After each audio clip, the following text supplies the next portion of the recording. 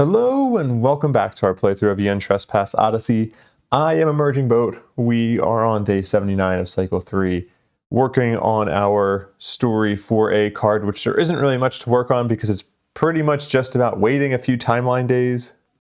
But I just came out of another battle with the Sun Descendants. There was basically two back-to-back Sun Descendant battles in a row. One of them recorded, one of them not.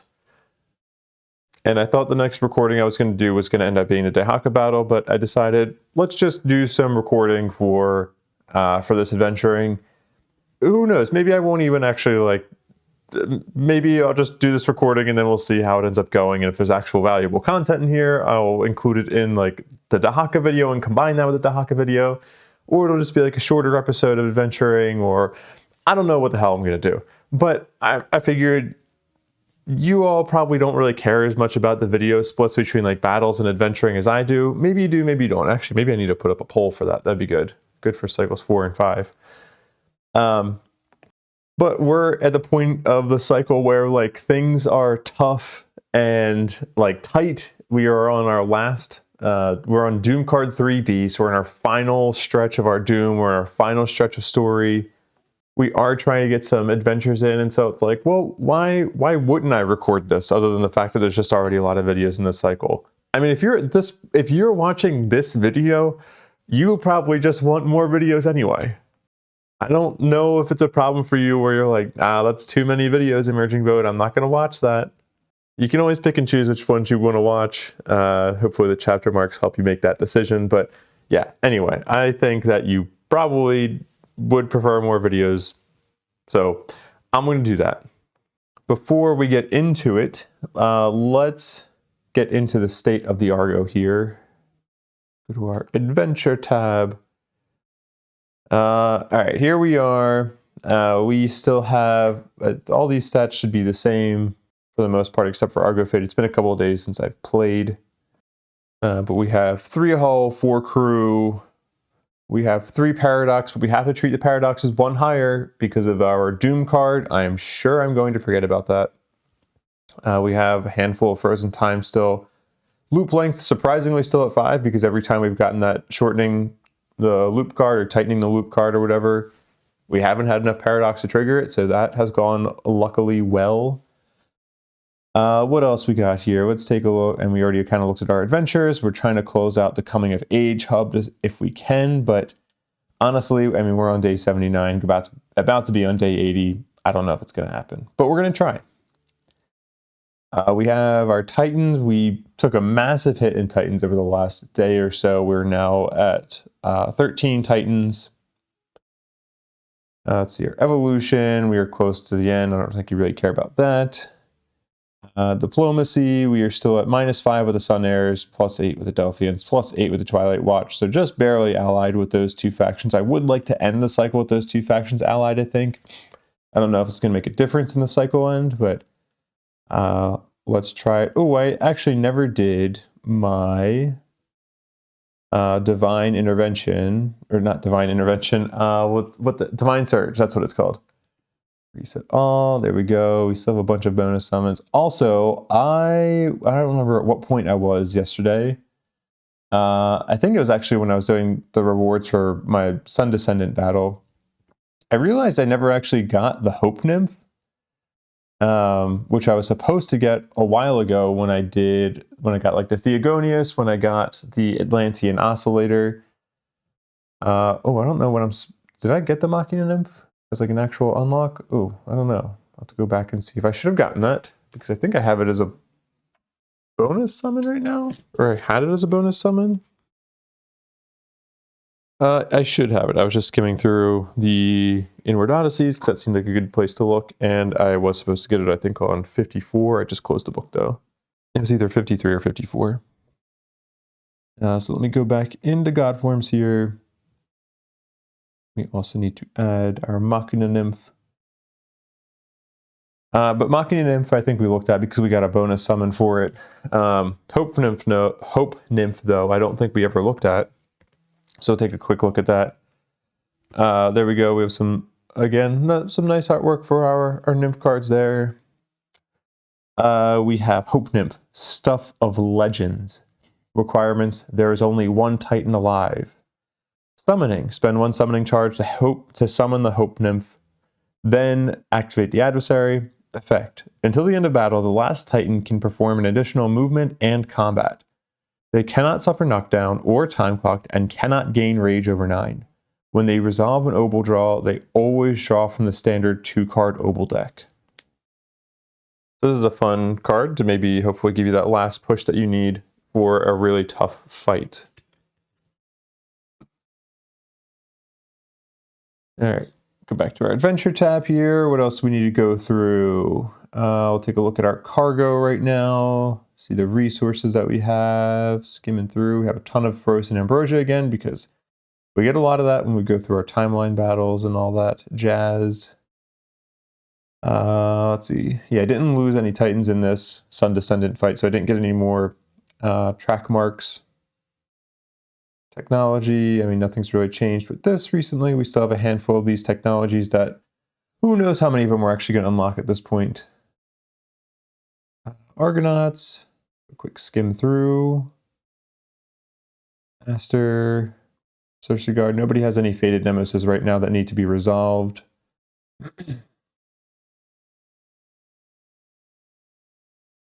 And then we have our timeline here. We're done 79. I mean, this was just like I got that last Sun Descendant fight in the Doom step, so we're literally just about to transition into day 80 here.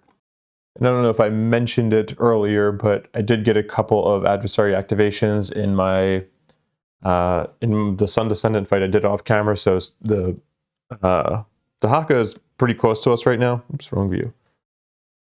So they're right there. Argo is right here. Argo is about to be down on this tile. But during the next day, I do want to put the timeline battle with the Dahaka on the timeline. Or at least I think I want to do it on the next day. Maybe I'll try to put it off for a couple days, and that way, ideally, I'd be able to do like all the adventuring stuff now. I don't think I'm going to be able to put off the timeline. How many days was it? 3 days? I think normally it was 4, but this one was 3. Yeah, it is 3. Okay. But all right, let's go into our next day here. So we're just going to travel south because we just need to be able to get to another advancement step so we can use our chronosail technology. Pull up our timeline here. I'm already on it. Knock off day 80. Do our exploration cards. We have Ancient Repository. Gain 3 Hyperborean alloy resources. We're not at war with the Sun Heirs right now. We're just... what's the word? Not displeased. Denounced. That's what we are. I was like, you know, it starts with a D. Okay. Do this one. Delphian Fleet. Oh my gosh. Gain another bonus summoning charge. I think I've gotten this, like, since I've gotten allied with the, since I've gotten allied with the Delphians, I have drawn this, like, every timeline, every, like, 6 or 7 timeline days between every timeline battle is what I mean to say. So, we have a lot of bonus summon charges. I don't know if we're going to be using them all at this point. That'll come out. Continue that pile, activate the adversary, get 3 Daedalus Machina resources, and that's it. 3. Adversary goes here. Actually, what I think I'm going to do is, I think I'm going to use an Argo Fate to reduce that adversary activation. Because if I can put off this adversary fight by a few days, then it'll make the videos maybe a little bit more clean. So we'll see if this will actually work out. Oh yeah, sorry. So I moved back the adversary back. It was going to activate and go to here, but I moved it back to there. That ends our exploration cards.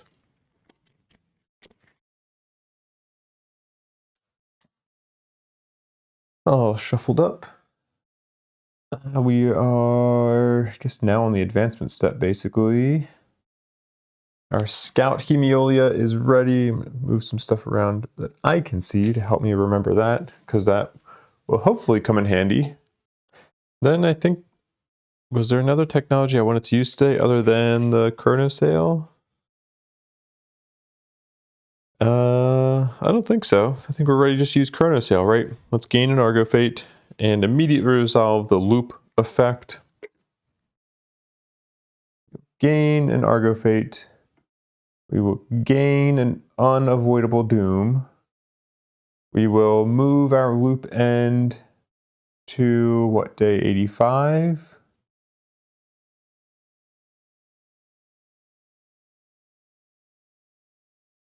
Okay. And then we will move our Argo. Whoa. Oh, geez. Don't want to break that. Whoa. Whoa. Time craziness is happening. And we're going to go there. Back onto our Ariadne's anchor. Or I think I keep calling it that. I don't remember if it's actually... I know it's using the technology that we use with the Ariadne's anchor. I don't know if it's actually referring to that anchor as our Ariadne's anchor. But I am, so... that is now my truth in this video. In all of these videos. I don't know what I'm saying right now. I haven't had enough caffeine this morning. I'm still working on that. Back to this. Yeah, I think I'm just gonna move on to. So actually, here's what I'm planning on doing. If we're gonna try to find some new adventures, I keep going to that screen by accident. I think we need to try to make use of the portals that we have around us. I'm going to start by going through this portal, which should take us back to the past, I think. We don't know where that one comes out, so we'll see. I don't know how much time I will spend back at that point, because I think I explored a fair amount of the tiles in the past. So we'll see where we come out, maybe see if we can get a like an adventure or something out of it. And then if we don't, well, then yeah, we'll see. But then depending on how long we spend back there, maybe we come back to the anchor here and then we travel back down to this time wound and go through the time wound and see where we end up and see, I don't know, like, because we just do not have enough time to like go up to the north and west over there. So like we are really just depending on like, can we try to get some adventures coming through these portal spots here. But I'm wondering though, maybe this time wound will end up leading to like a spot that's like still just northeast on this little trail here. Like maybe that's supposed to be kind of like your exit point to get back. But I mean, that would maybe that's the way you're really supposed to get into this point, is that you're supposed to arrive through this time anchor, go up here, get your thing, and then come out and leave. I don't know. Who's to say? But let's just end the current day. We're going to go into day 81, and we are going to be traveling through this portal. Also, I don't think I can use the Hemiolia through. I mean, I guess I don't know why I can't. We're going to be going on to a Twilight Watch. I'll go through the portal. Yeah, I'm just going to go through the portal. Actually, maybe what I can do first is I have my cards separate that I've explored in the past, but at least know if I've explored this tile or not. These are, I think these ones are, because I think I accidentally put back all the ones in the initial map, the present day map. I think I put those back in my like main tile stack. So I think this is just the past. Anyway, so if we have tile 56 in here, it means we've explored it. We don't have tile 56, we have 54, 55, 57, 59. Okay, I don't know. We may end up just coming right back here. I don't know if you can actually use the canal reconnaissance. going through the portal, so we'll just go through it and see what we see. All right, tile 56. Now is the focus on that. Looks pretty good. An adventure! Yes! Okay, I can't tell where this is though. We clearly have a lighthouse over here somewhere, but the lighthouses in the past were strong, so we don't know how far away that lighthouse is. Oh, but we have a time wound symbol there as well there. Tile 60 from the past. Have I explored that one? I have not. So that's another option. Could go through tile 60. I'm a little nervous about like trying to spend too much time in the past though, just because I feel like I've explored more tiles in the past than I have in the future. And going through time wounds is a little bit more expensive because it's basically an extra day. We make a stop in time purgatory. Okay, I don't know. Well, at least we'll be able to send the Scout Hemiolia to the west over here just to see what tile 52 looks like, because I also don't think I've explored tile 52. It's not in my explored card stack. It's another situation where I have all the surrounding cards. Okay, so great news. We do at least have an adventure symbol on this day. I'm going to like push these around over here.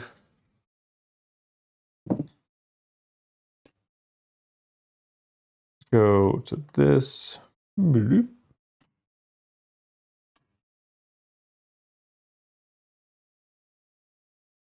and then we will do our exploration cards.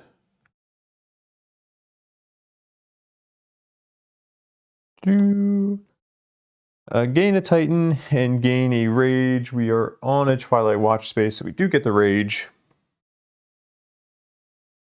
Gain a Titan. And gain a Rage. Who do we want to give that Rage to? Let's roll for it. Who wants the Rage? We'll give it to highest. Aster. Aster, you know, red, angry. Aster, you do end up being my heavy hitter in a lot of fights, so you deserve the Rage. We'll continue that pile and gain 5 Hyperborean alloy resources and lose an Argo Fate. Woohoo! 5 Hyperborean alloys. Lose an Argo Fate, and that ends that pile. Go to the next pile. 5 Daedalus Machina resources. Okay. Daedymox. I hated that. Why did I say that out loud? And we will activate the adversary. Chasing us down through time and space. Mostly just through time. Well, kind of through space. I mean, the 3 dimensions of space. Anyway. Maybe I should just like chug some caffeine. Oh, that ends that pile. Okay. Yeah, I feel like maybe I should just be like chugging some caffeine because I kind of need it right now. I am still waking up. Actually, I am going to get some more caffeine real quick. So let me put these back here and I'm going to get some more caffeine. Boom. All right. I am now caffeinated and ready for some adventuring because we're about to do our adventure hub now. Let's do a good old adventure hub roll. I mean, I think we can pretty much just guarantee that we're going to be doing coming of age because we can always choose the hub right below. And so we're just going to do that. Go to our adventures, coming of age. Let's roll for this adventure itself. Let me go to the page in the book here. Coming of age, where are you? Inward Odyssey, Nemo's Breakthroughs, coming of age. Not the first page though. All right, here we go. Boom. That's a 2. That would normally be Lie of the Labyrinth, but I think I've already done all of these. Okay, so let's instead We'll live the labyrinth that did this this playthrough. So re-roll that. Okay, that's a 2 again.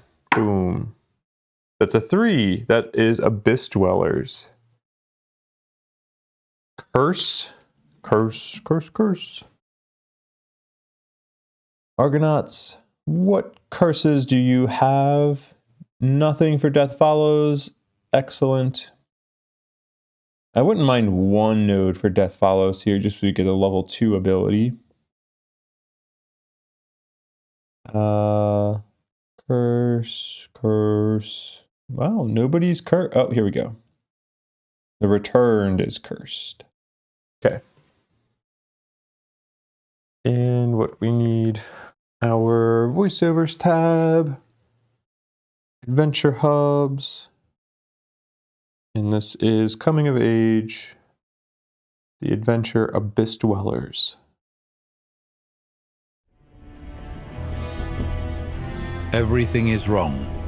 You toil under the harsh Laconian heat, seeking to reinforce the walls of the stronghold of Asobos, the easternmost fortress in the land, beyond which the remnants of the Helot rebellion smolder. Soon, the Nietzscheans' empire will control all the lands, at least all those that have not been ravaged by the barren Black Plague.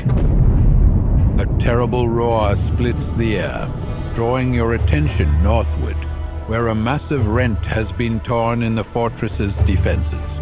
The Helot rebels have blown an ambrosia reservoir, yet it is not the explosion that draws your eyes, but what looms above it. Gargantuan, vaguely humanoid in shape, a mountain of arms and teeth and pain. Okay, we have a few options here.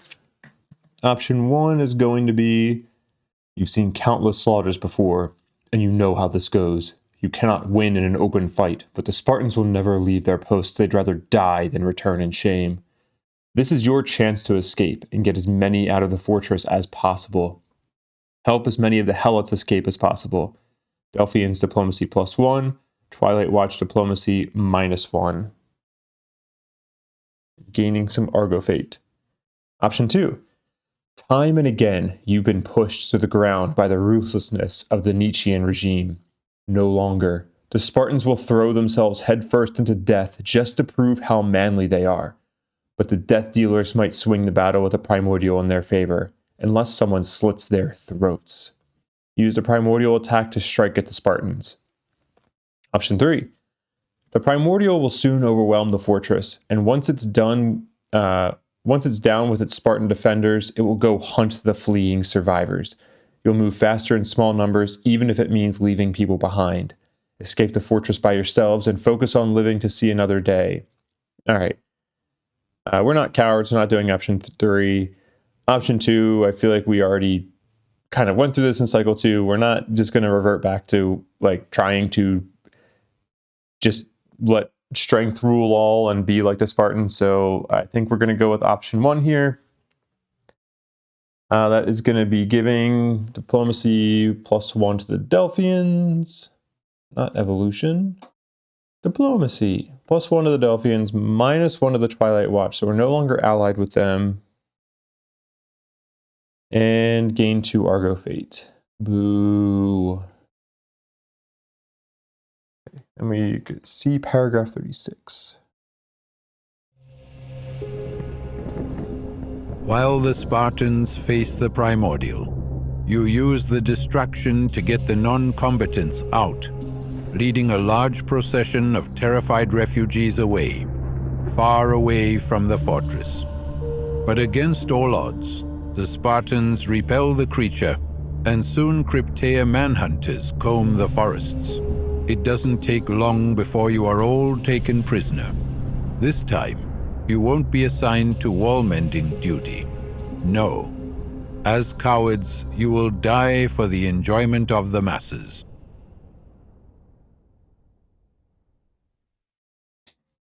Gain 1 crew.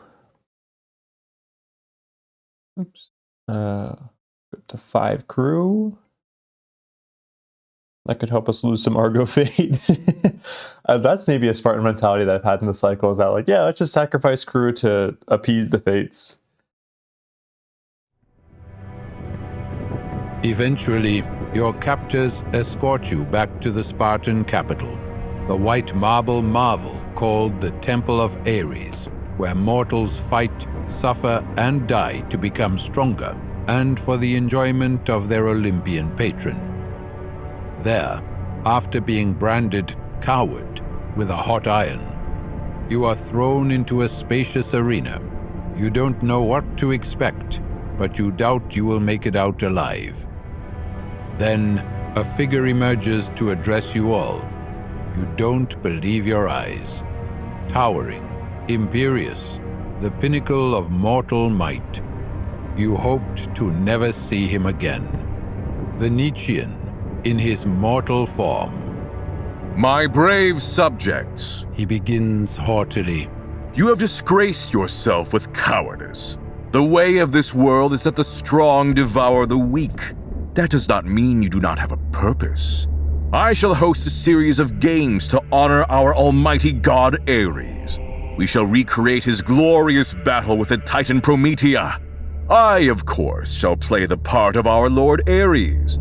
Those of you shall play the forces of the rebellious she-titan. All who survive shall be granted clemency and a place in my empire.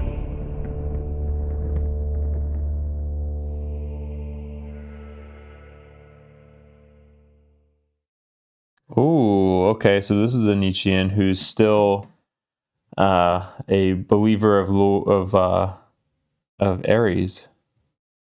All right, or follower of Ares, I guess I should say. If you have resolved Inward Odyssey 57, How the World Was Born, see paragraph 45.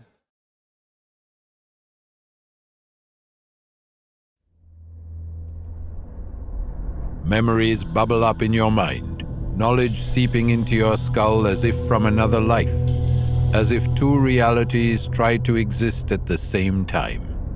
You can see in your mind's eye the battle between Promethea and Ares, the pair facing one another at the foot of Mount Olympus. But you also remember the fire and fury that consumed the mountain of the gods that day, and the death of Ares.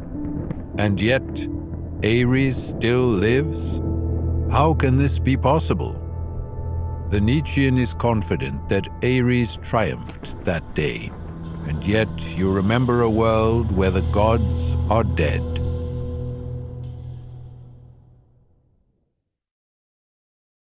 Subtract 2 Argo fate. Go down to 1 Argo fate. Woohoo! Great.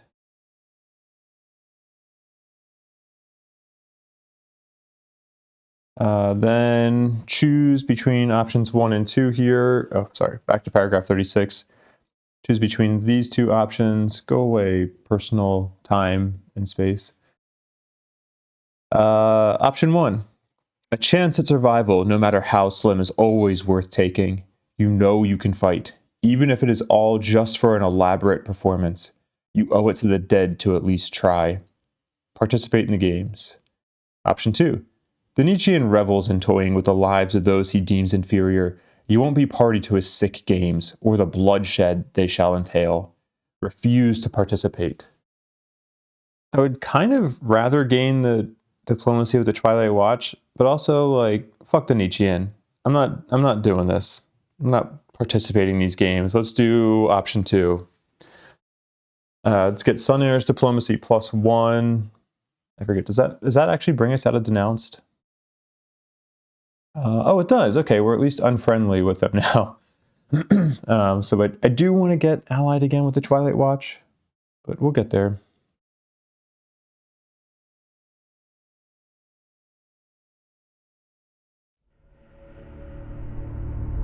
Your silence in the face of his offer is thunderous, lasting for a few moments as the Nietzschean looks to each of you, disappointed and disgusted. It's no wonder the gods turn away from the mortal world if it produces such weaklings. It would have been a mercy if your unclean mothers aborted you before you were born. He smiles cruelly. But in my Sparta, even weaklings have uses. He turns to one of his advisors. Feed them to the Typhon. You are dragged away and thrown into the Typhon Abyss, where the most horrible monster of Hellas is kept. You are hurled to your fate, and the last thing that you see is the lumbering, shadowy shapes clustering around you, seizing hold of you with gargantuan hands, their mouths dripping sticky saliva as their teeth part to swallow you whole.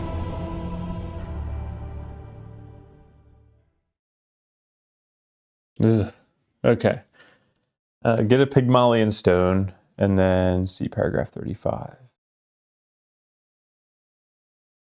Pygmalion stones.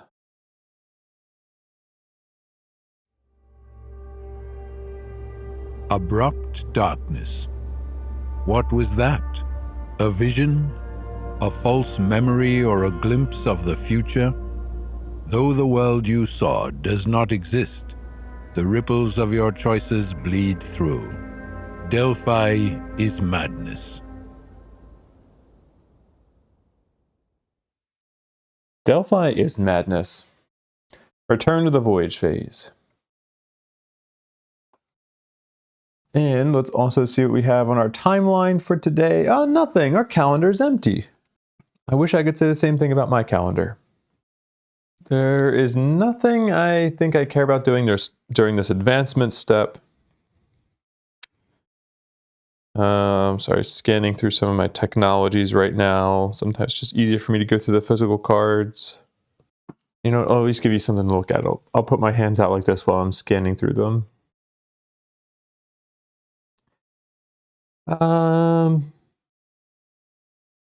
No, there's wrong negotiation. Yeah, okay. No, I don't think there's anything I want to do. The tile to the west is a Sun Heirs tile. So if I put the Scout Hemiolia ship out that way, it's gonna be hard to get it back. Oh wait, well no. So, okay, actually, this is probably great then that I did the. See, if I need to recall the that ship off the Sun Heirs, it's gonna be a test of diplomacy 8 or higher. That'd be a 9 or higher that I would need to get with them. But I need to figure out where I'm at. Because what did I said that I have not explored tile 52, right? It's not in my explored tiles.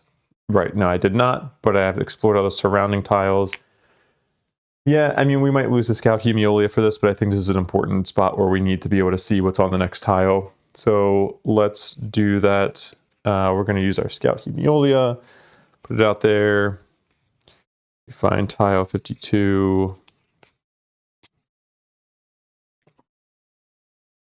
Well, the lighthouse is there. We get a progress token that would be absolutely meaningless to us. And there's nothing else on this. Tile 48 is to the west of that. Have I explored that tile? I have not, but I have explored all the tiles around that one again. But there's no adventure hub symbol on this. Oh, damn it. I could have sworn I took a picture of the past tiles before I took them down, but I don't see it. I was hoping I could like put together the figure out where these tiles would be relative to the other tiles that we've explored, but I can't. All right, I don't know. I'm kind of more inclined to go through the time wound than trying to get this back. Oh wait, I can just go back to one of my old videos. What am I doing? Okay. All right. Sorry, I'm not gonna figure out my screen sharing here, but I'm looking back at I don't even think this video has been released yet, but episode 16, Box of Black. I can see that the southeasternmost tile I've explored, to the east of that tile is tile 48, which is this tile. The tile that we just revealed with our Scout Hemiolia. So we know that this is the southernmost part of the map. And I've explored the tile I haven't explored tile 48. Oh wait, I'm sorry, yeah. So tile 48 is to the west of this tile, so it's here. But I've explored the tile over from that. So going this way, we'd only have one more tile here that we could potentially be exploring for our looking for adventures. Can we see where tile 60, oh wait, what tile number would that be? Yeah, 60 would be for the time wound. Ooh, that would be in the northeast. Just to the east of the that future portal that I took to originally get into the future, it'd be just to the east of that tile. So that would also only be one tile that we'd have a chance of exploring for an adventure. Both of them would take 2 days to get to. But in that northeast tile, like I didn't really hit a lot of adventure hubs in that northeast section. Also, I just realized how hard this is to see because of the glare. I didn't really hit a lot of adventure hubs, adventure symbols in that northeast corner. And that tile that I could get to by going through this time wound is like the end of the path, which I think seemed to have the adventure hubs on them. So I think there's more likely to be an adventure hub symbol by going through this time wound than there is to be over here. But it's not even guaranteed that we're going to find an adventure hub in either of them. And then after that, we want to keep our time anchor here because we're probably just going to have to time loop back with Chrono Sail. All right, let's just make a decision. I'm going to go through the time wound. I feel a little bit more confident about trying to find an adventure hub that way, and we'll be going to a Twilight Watch space, which we're in better standing with than the Sun Airs. I don't know, in this cycle, going by the avoiding the Sun Airs has kind of led me pretty well in terms of like tile pathing. So let's just continue with that. But yeah, there's nothing else that I wanted to do today. So let's advance to the next day. And I think I need to gain an Argo Fate to go through the time wounds. Yes, I do. Okay. So we're going to go through the time wound. And I don't think I've gone through a time wound on camera, have I? Maybe not. This might be the first one. Gain an Argo Fate. Check off this day. And when we go through the time wound, we have to go through this special tile. This little kind of, I think this is similar to the void. What is it? The spot of nothingness or whatever. Yeah, well, yeah, it's the same thing. I never realized that, huh? So we are kind of in time purgatory here while we are going through this time wound. We have to spend our next day here. We don't do any exploring. We don't really do anything. I think we can still do advancement stuff if we wanted to, some things, but go here and then let's see also let me really quickly roll to see if I can get my Scout Hemiolia back, because since I wasn't going to go that way, we'll just see if we can recall it. We need a 9 or a 10. That's a 2. Let's gain an Argo Fate to re-roll that, because I would really like to get that back. It is a diplomacy test, right? Yeah, so we need a 9 or higher. 5. Damn it. Damn. We lose our Scout Hemiolia. It's destroyed again. Let me reread the rules for the time wound travel, though, just because I haven't done that very much, so I want to make sure I get it right. Yep, okay, skip exploration and expedition steps. During the movement step on the next day, you must move on to the previously set aside map tile, being the one that is labeled by the time wound that we went through. This is not directly connected to the tile you travel from, except for the purposes of the adversary, basically. Okay, cool. So we'll skip exploration, go straight to advancement. We get a structural research, and then we also have our story step for Trespass. Okay. Projects, Stasis Theory, and Titan Care. Also, I should have Delphian people support, right? Oh yeah, I do not care about this one at this point. I also just don't really like stasis theory. Sure, yeah, let's gain Titan care. Anything else I want to do with the advancement step? No. So then we will just go down to the story step and go to paragraph 135 of our main story.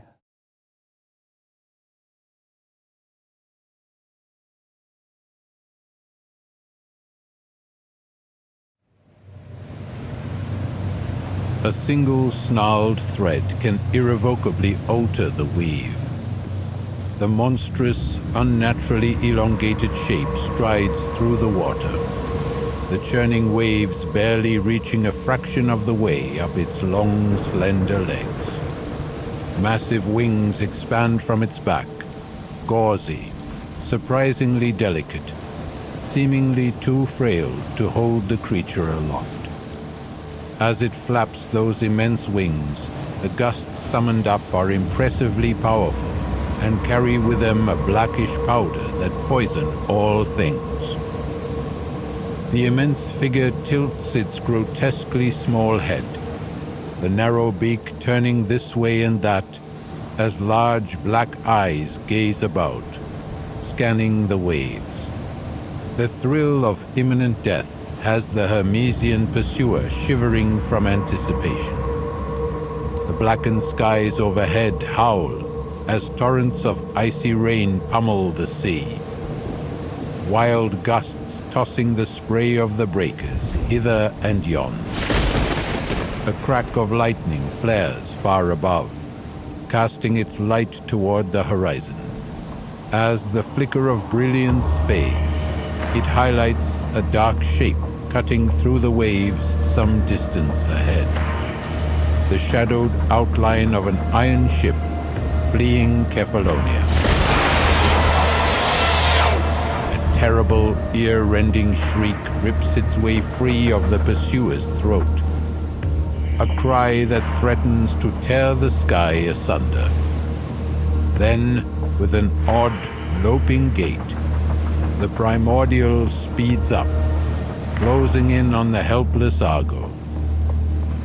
Its eyes survey the outline of the vast vessel, picking out details even in the gloom of the storm. It sees the sweeping bow, the sleek flanks, the proud stern.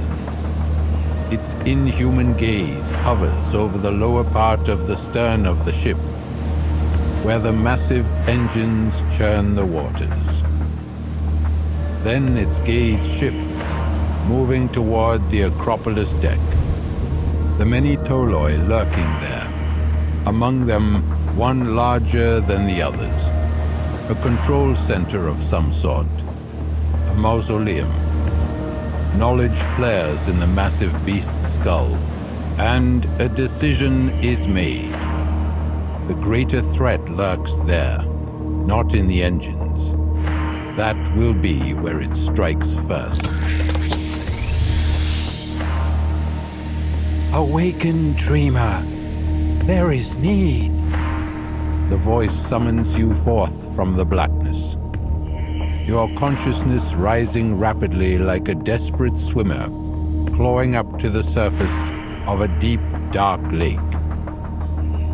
You awaken, a searing gasp clogging your throat as you sit up, rising from the strange, metallic sarcophagus. You gulp in several deep breaths of air, looking about to see 3 other figures rising from similar sarcophagi. You have no time to think any further, though, as the gnarled old man who roused you from slumber is hurrying to help you to your feet. The pursuer comes, He declares. We are the flame it seeks to extinguish. You must stop this. Follow me, Argonauts. It is time to dive into the pool and dream the dream of... He does not get to finish his sentence, as a terrible shrieking of tearing metal and the rumble of splintering stone fills the air, and all is thrown into chaos as a gargantuan, needle-like limb of an immense creature tears the room asunder.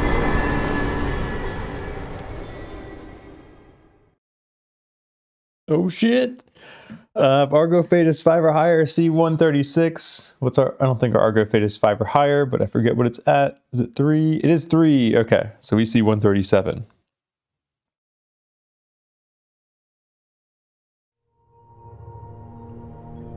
You sit around a table in the bridge, Tholos. Numb, shaken, bruised, but alive. You have to be thankful for the small mercies. As you think about this, your eyes drift to the spot next to you. The notable absence of your fourth compatriot, impossible to dismiss.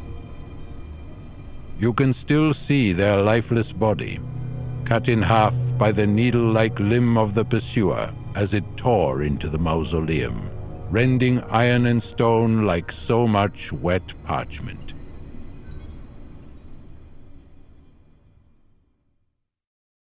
The party leader dies! Do not see the Rude Awakening special event, for there is no mausoleum to awaken from. Spectate and serve with guidance and hope it will turn out for the best. All right, let's roll a die to see who our party leader would have been. See who dies. Lowest roll dies. Goodbye, Aster. You are dead. Let's do this. Let's just take your portrait out for now. Aster has perished. Is there not?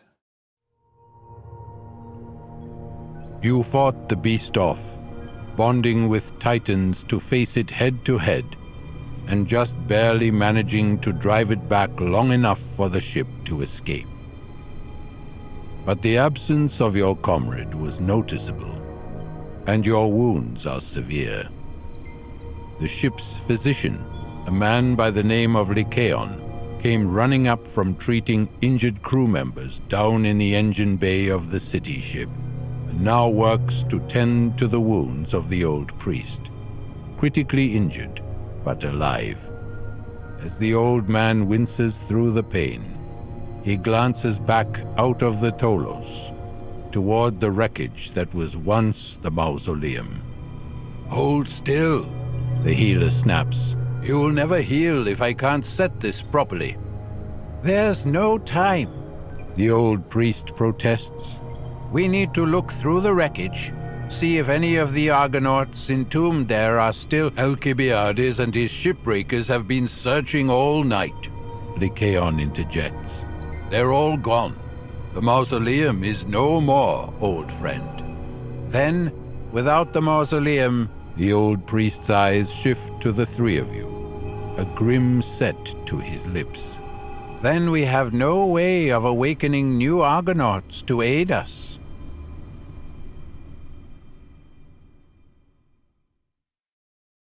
Uh-oh. Well, all right. The one progress token is going to do nothing here for us. Skip ahead. The pattern continues to unravel. The city of Knossos is in turmoil, its streets and alleyways quivering as the very earth beneath it writhes. Labyrinthine fissures opening underfoot as entire neighborhoods are swallowed whole. Screams rise from the city of the Bull as countless terrified victims find themselves engulfed by the cataclysm. Your Titans race up the sloped boulevards, narrowly avoiding a sinkhole that opens up before you, a massive tentacled appendage rising from the deep within the earth to wrap itself around a nearby column, straining as it hauls a much larger mass up from the depths.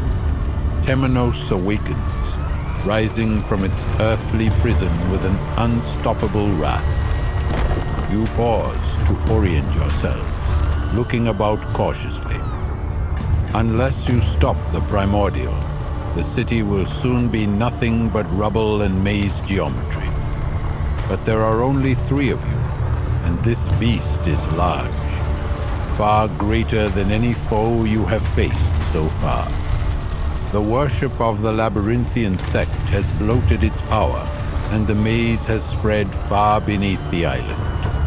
How can you hope to stop such a monstrosity? As you hesitate, a shrill cry reaches you through the helms of your titans. A cluster of civilians, trapped by a mass of debris, the walls around them splintering as the buildings threaten to crush them. They will not escape without aid. But can you truly afford to be distracted from the greater threat?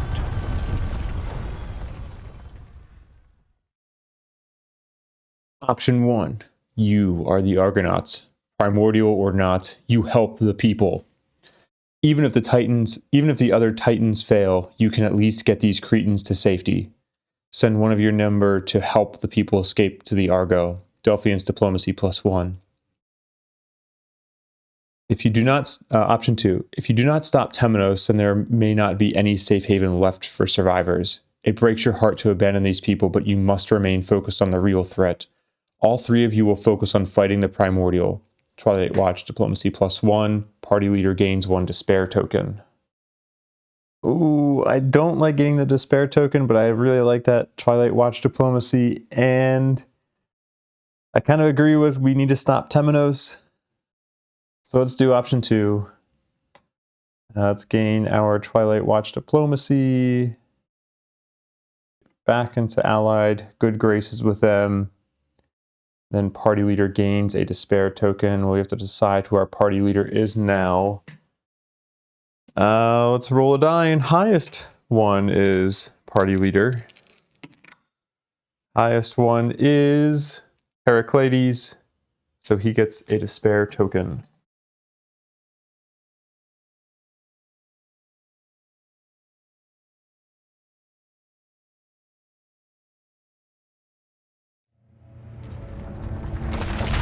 You cannot turn aside now.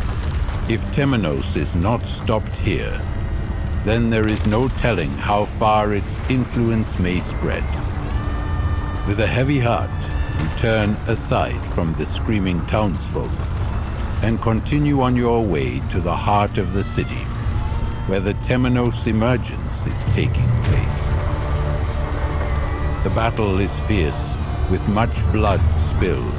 The Primordial lashes about fiercely, destroying entire districts of the city as you try your best to remain free of its grasp.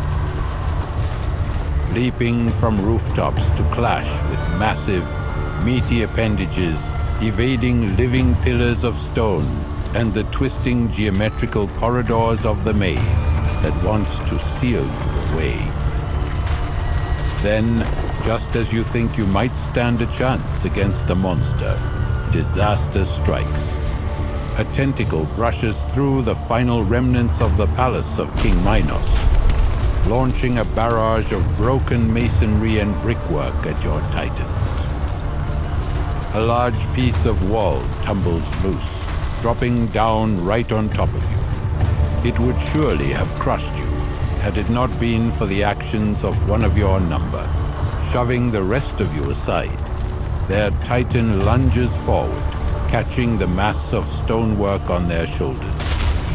The titan groans, its muscles bulging as its strength is pushed far beyond its limits. The moment your comrade buys is just enough for you both to clamber free of the wreckage, before the Colossus's body gives out, sagging to its knees as the rock it is holding up slowly, inexorably grinds it down and crushes it. You feel your comrade's mind blink out of the Balaneon, snuffed out in the instant their titan perished. Triskelion shock, the junction between 2 souls overloading, as both experience the death of one. With the loss of their other, your friend's mortal form gives out, and they are gone. Grief flows into you. but is swiftly replaced with rage as, with a mighty roar, your two remaining titans descend upon the Temenos with fearsome fury, determined to see it slain.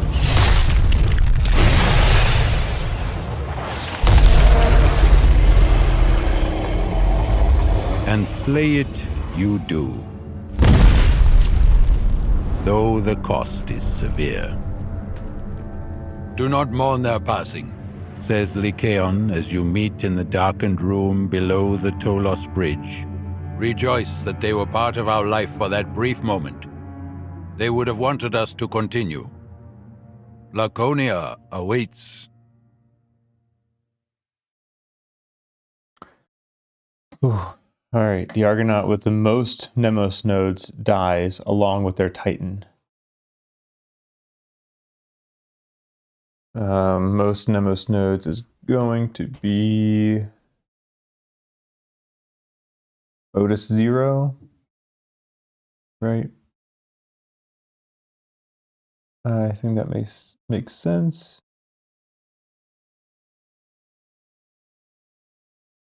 Yeah, okay.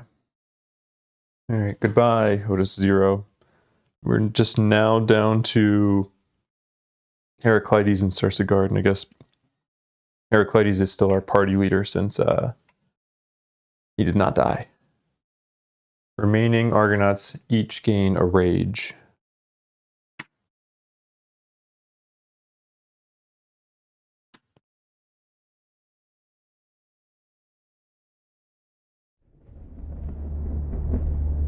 The lingering strands grow taut.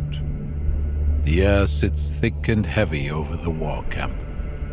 Smog chokes the skies of Laconia, while the very soil itself swiftly turns into a slurry of ambrosia-soaked mud, tainted with the blood of a long and painful conflict.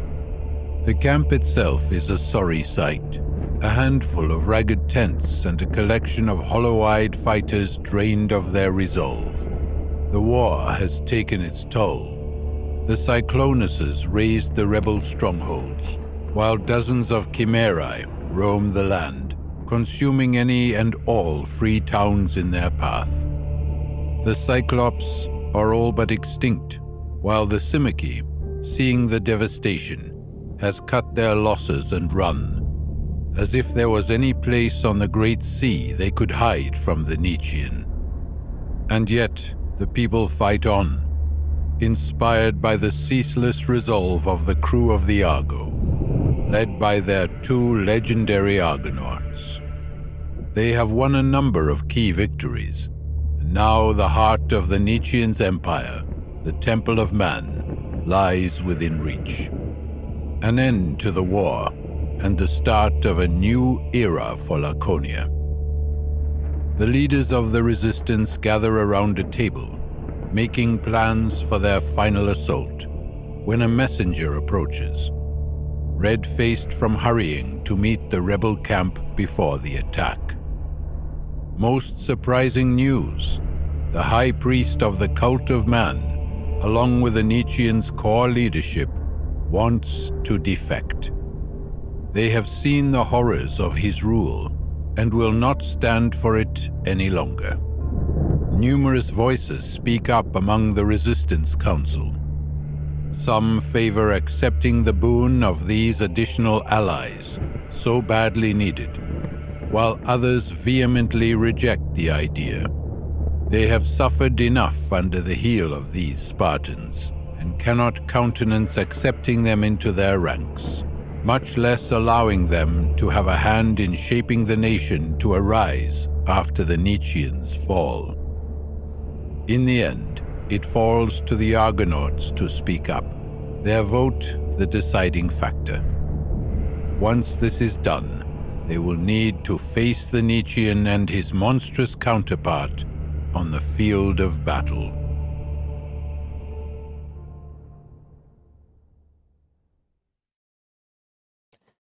Decide which Argonaut shall face the man and which shall fight the monster. Let's have Cersegard go for the man, Heraclides go for the monster. Then choose. Option 1. These men of Sparta may have had a hand in persecuting and oppressing the people of this land, but you are in no position to turn down willing allies. You need their troops if you want to avoid unnecessary casualties. Allow the former Spartans to join the resistance. Option 2. These men have stained their hands with the blood of so many in service of the Nietzschean. No last-minute change of heart can erase that. Even if the battle to come will be more challenging, you will not make deals with tyrants. Exile the former imperial leadership.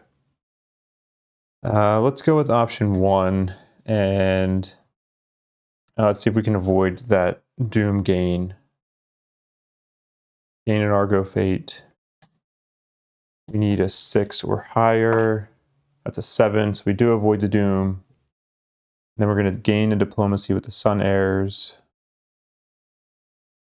Give ourselves a little bit of buffer there with them. Let's see, 142.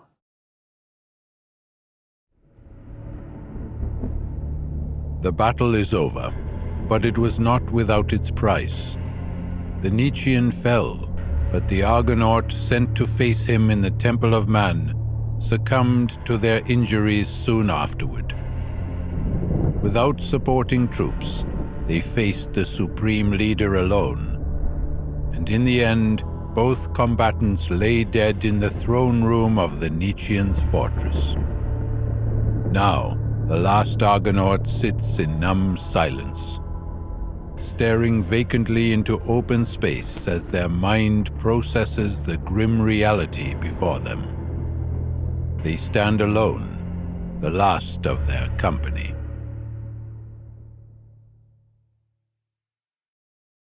The Argonaut who chose to fight the man dies. Do not see the Rude Awakening special event, for there is no mausoleum to awaken from.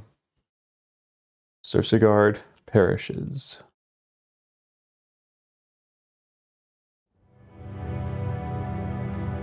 Your dull eyes barely register what is going on around you. The Resistance Council has gathered, discussing matters of state in a newly liberated Laconia. Out of all the voices at the table, the loudest by far are those of the Nietzschean's former advisors. The so-called White Spartans push for more and more power, demanding concessions for their followers. To any ear paying attention, it seems more and more like the people of Sparta have merely traded one regime for another, equally tyrannical. On any other day, you might have said something, spoken up for the Helots and the free peoples of Sparta, but you can find no energy, no motivation. Your brethren, your comrades, they are all gone, leaving you alone, the last Argonaut. Feeling a terrible weight upon your shoulders, you stand up, turning your back on the negotiations. The iron ship still needs you, and now your Odyssey calls you elsewhere.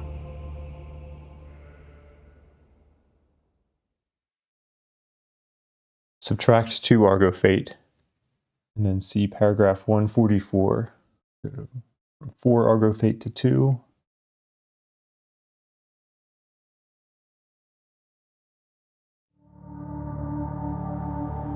The grand design is no more, tatters to the icy wind. The Argo shudders underfoot, its massive iron frame barely holding together. Scorch marks mar its flanks, a dozen deep gashes in the hull through which smoke and steam pours freely. The Acropolis deck is choked with ice, thick glaciers consuming almost every structure. And still, the iron ship presses onwards, persevering in spite of the countless challenges it has faced. Now, in the midst of the Delphian wastes, it faces its most taxing challenge yet. Ahead, the twisting debris of the Twilight Epoch looms high overhead. Icebergs and mountains float upon thin air, cast upward by the warped reality of the Delphian landscape. Rocks the size of palaces tumble and twist dangerously through the skies, while, at the heart of the chaos, a brilliant, blinding light burns with unbridled fury. The incandescence of Icarus perfected. Two figures stand atop the prow of the mighty city ship, gazing forward with grim determination.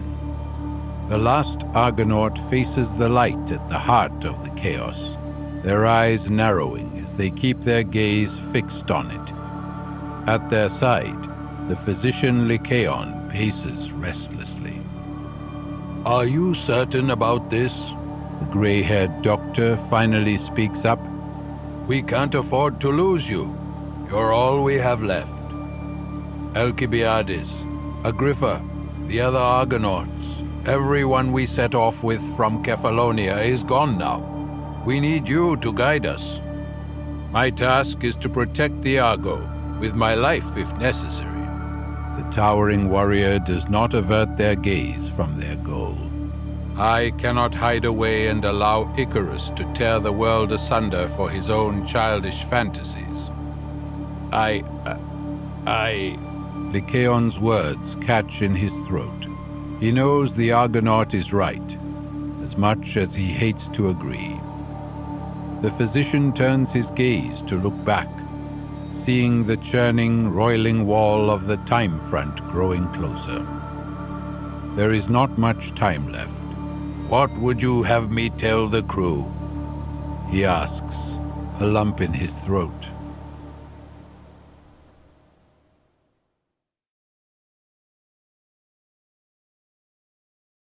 Final choice. Option 1. The people of the Argo need to put their faith in something greater than themselves.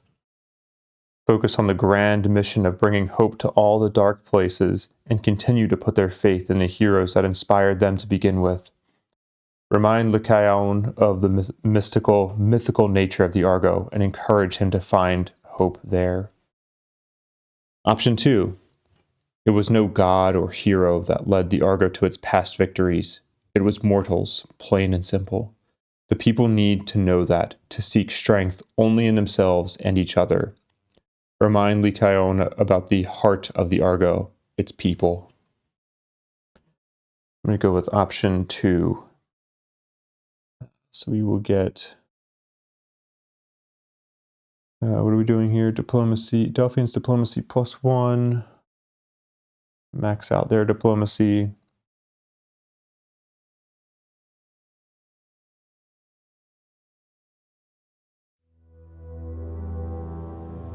The Argonaut turns to face their old friend, offering him a warm smile.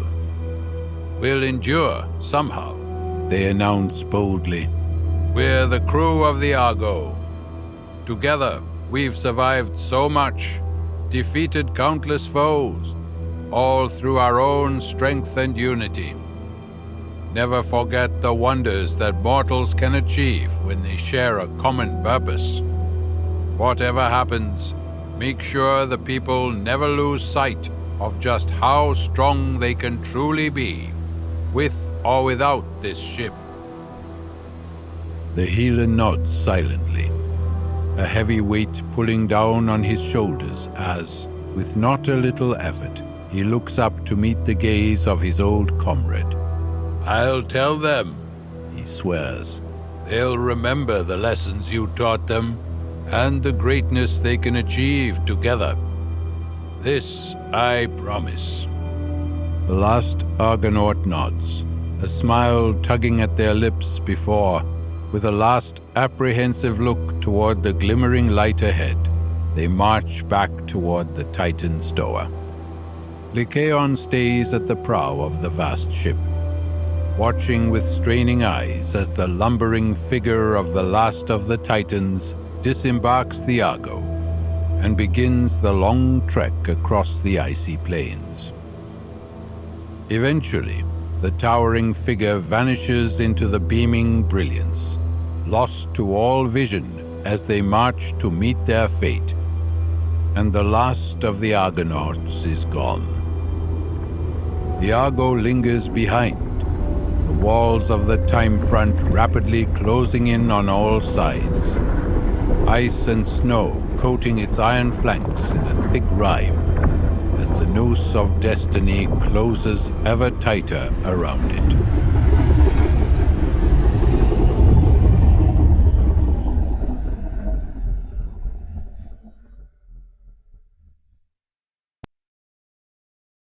Oh, the writing is so good.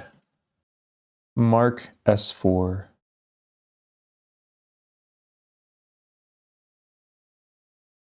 Let's go here. Told the Aeon. Let's say the last Argonaut told the Aeon that the people need to believe in themselves. The people of the Argo. Okay. Let's see, paragraph 147. Crisp sunlight falls upon Delphi. Below, the impassable wastes of the black-veined glaciers spread as far as the eye can see, stretching toward and beyond the horizon. A mountain of iron and steel protrudes from the hoarfrost as a defiant spire. The sleek lines, flowing design, and bold adornments are unmistakable, even under the thick layers of ice and snow that now hold it captive, threatening to crush it within their grasp.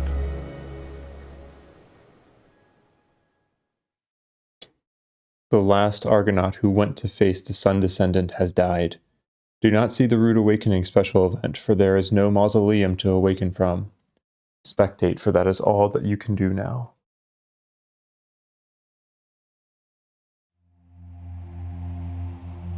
The ship that was once the Argo now lies empty, partially submerged in the glacier, the tides of time and decay threatening to fully swallow it. Any echoes of life that linger within its gargantuan hull are hauntingly faint, mere reflections of the crew and heroes who once walked its decks.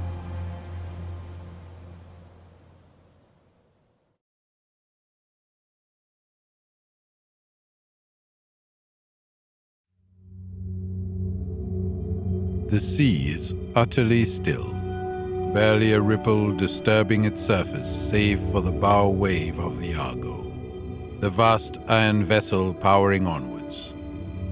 Gargantuan icebergs loom out of the fog on all sides, silent monoliths of the twilight epoch.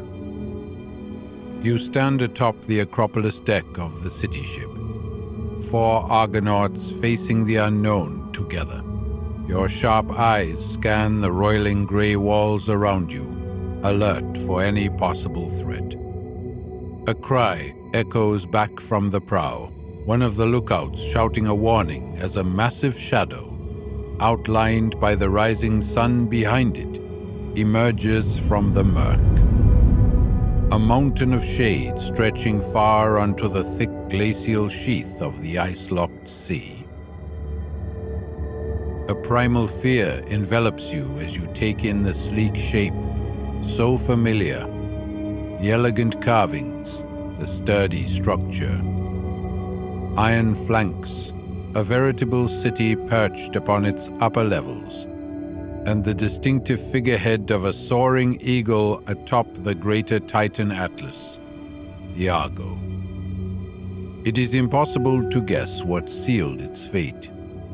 Ice engulfs its massive form, a tide of frozen doom crawling its way along its length. Half of the ship is submerged, the prow cast high into the sky as the stern is lost beneath the waves. From what you can see, Massive openings have been carved into its flanks, like tears from the talons of a monstrous beast. This has happened before. You're circling your own destiny, like a vulture anxious to learn when it will be its turn to be the carrion. You send an expedition, and it returns with a journal of a man named Lycaon, that Argo's chief physician and a friend to the Argonauts. It described their grim descent and demise, though it must be said they fought to their very last breath. It makes you think, how many Argonauts have you lost along the journey? How many have left to seek their own path? This other Argo made it to Delphi with 4. Commendable, heroic, and not enough. As a morose pall falls over the Argo and its crew, a reminder of their own mortality moored off the starboard, an excited Alcibiades finds you in the mess hall. "I have them," he announces, and before you can say anything adds, "Aeolipylian jet turbine. Phoenikos will fly. You said we've lost." "Those parts, yes. Before any of you have awakened. The Hermesian pursuer crippled our engines off the coast of Kephallonia. Those were irreplaceable." Realization dawns on you like the first light of morning. "The other Argo." "Yes." He bows his head. "They're moving them now." He leaves you to ponder the strange threads the fates weave. Phoenikos will soon be ready and heavensworthy, and you will go to the sun's domain to face Icarus, not alone, like your counterpart from a doomed timeline, but as a team. And you will triumph. You owe it to yourselves, to the people of Delphi, and to that other Argo that made your mission possible. Before you leave, you visit Lycaon, for he is also a member of your crew, though he never stepped up to responsibility like his mirror twin. You leave the journal with him, for it may lift his spirits to know that everyone can make a difference. All 4 Argonauts are restored, while other changes incurred during this adventure, including penalties, rewards, and Triskelion modifiers, remain. Flip the Trespassing for a story card to side 4B, Aeons End. Oh man, I had to pause. I was like getting choked up a little bit there. To me, like, I think there's points during this cycle where the story just doesn't feel as strong as cycles 1 and 2, just because of how like jagged and piecemeal the story becomes because of all the shifting through like different timelines and a kind of different perspectives in a way of like our, you know, whether it's different timelines of Delphi and different timelines of like just this area in general versus different timelines of the Argo. Like, it's in some points to me, I think it's kind of hard to follow and piece together, on top of you're getting some also important pieces of the story from Inward Odyssey, but even those things aren't really clear because they're not, there's not like a clear timeline picture laid out of like how everything's happening. But I think this is where like things really start to come back together. Like, to me, the writing in that story was just, it's so good. It's so powerful to be able to like kind of show, you know, tie things together from when we first met Icarus, and Icarus is talking about how there have been other iterations of the Argonauts to reach him.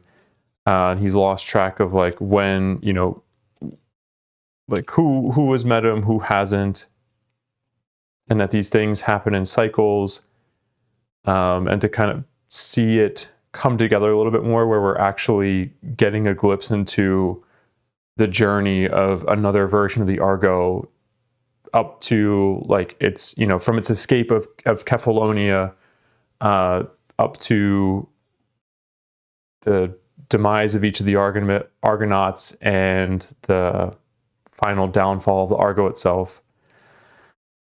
I don't know. To me, it's just like a really powerful part of the story. And it strengthens the story as a whole. So I'm curious what you think of the story as well, how you would compare it to cycles 1 and 2 so far. But obviously we still have some important parts of the story to go as we flip our story card to 4B, Aeon's End.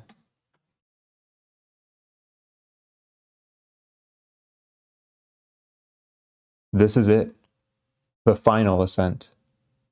As Phonikos takes flight, you are reminded of all that made you embark on this journey and all that made you a beacon of hope for Hellas. For a while, you too became time-locked, not by divine power or the verdict of the Moirai, but by the alluring promise of past's embrace, of misplaced nostalgia.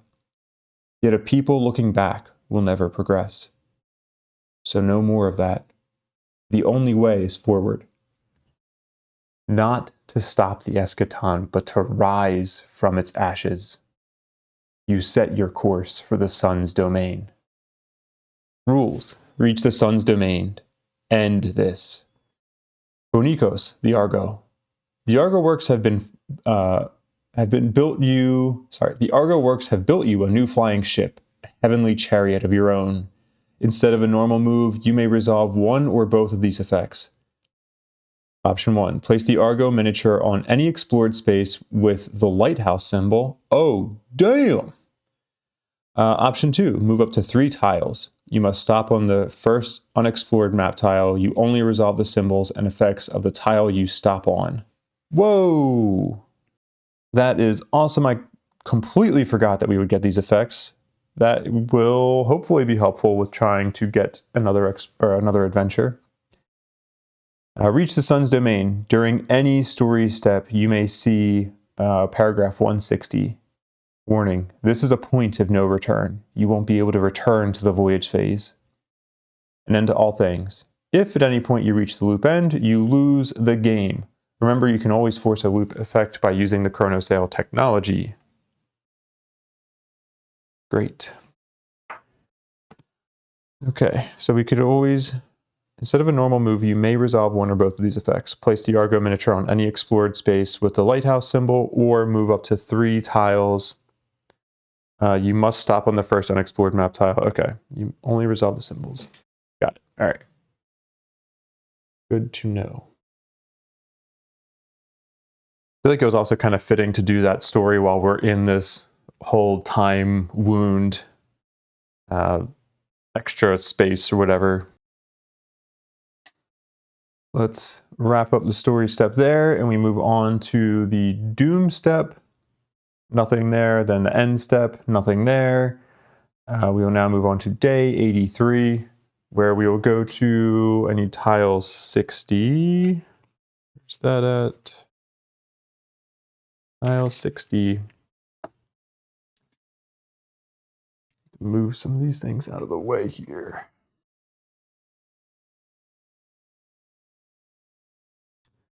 Oh, sorry. I need to show you the tile first before we move on to it. Because, good news, everybody. We have an adventure space.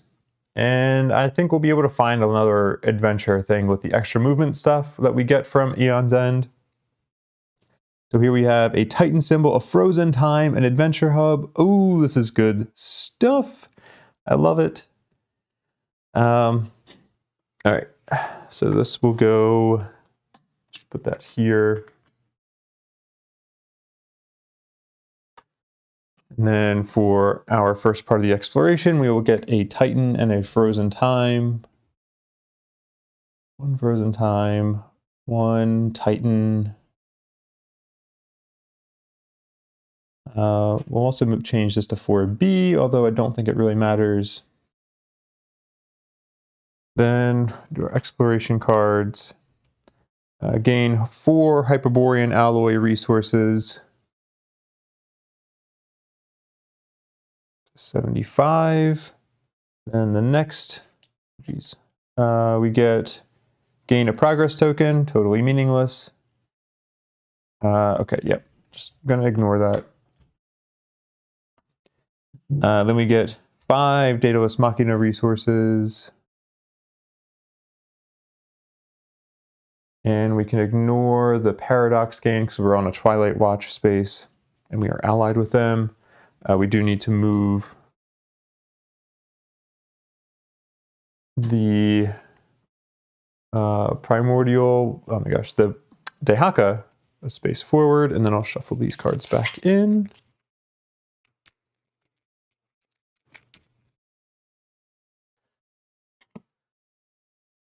All right, where are we at here? Our timeline. We do, oh, I need to do the Adventure Hub now, right? So let's roll. We're not even going to roll for the Adventure Hub because we can pretty much just guarantee we're going to do the, what is it, Coming of Age Hub. So roll that die. That's a 2. We already know that we've done that adventure. Oh my gosh, why am I just rolling 2s with this today? That's a 6. Find the book here. Coming of Age. Come on, where are you at? Can't go back. I just saw it. Coming of Age. 6 is Pitiful of the Sun. And that is Tragedy.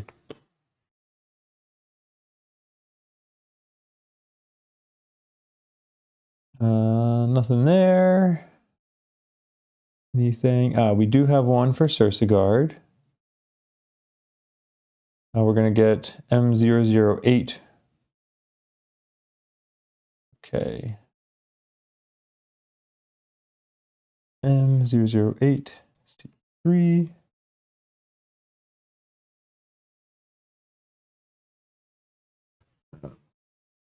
Take off this. I have not really used that Argo, I'm sorry, that Nemos ability at all.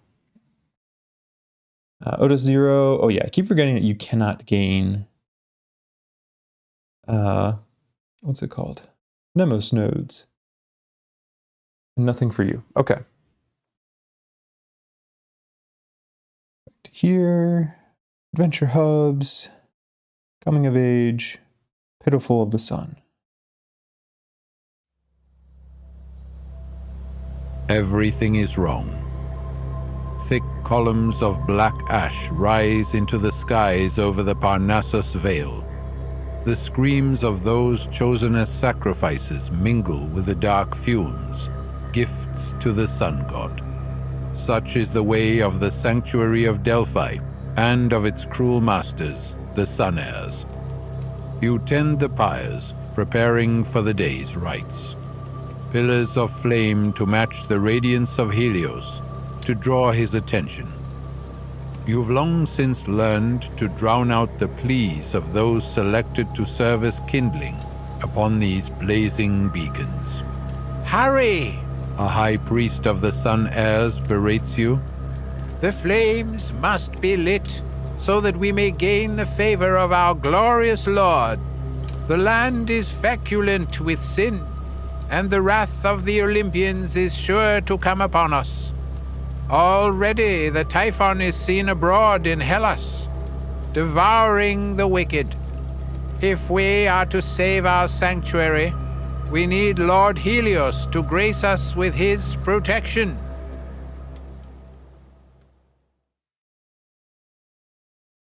If you have resolved Inward Odyssey 56, the Typhon comes, C48. We've definitely resolved that, so we will go to 48.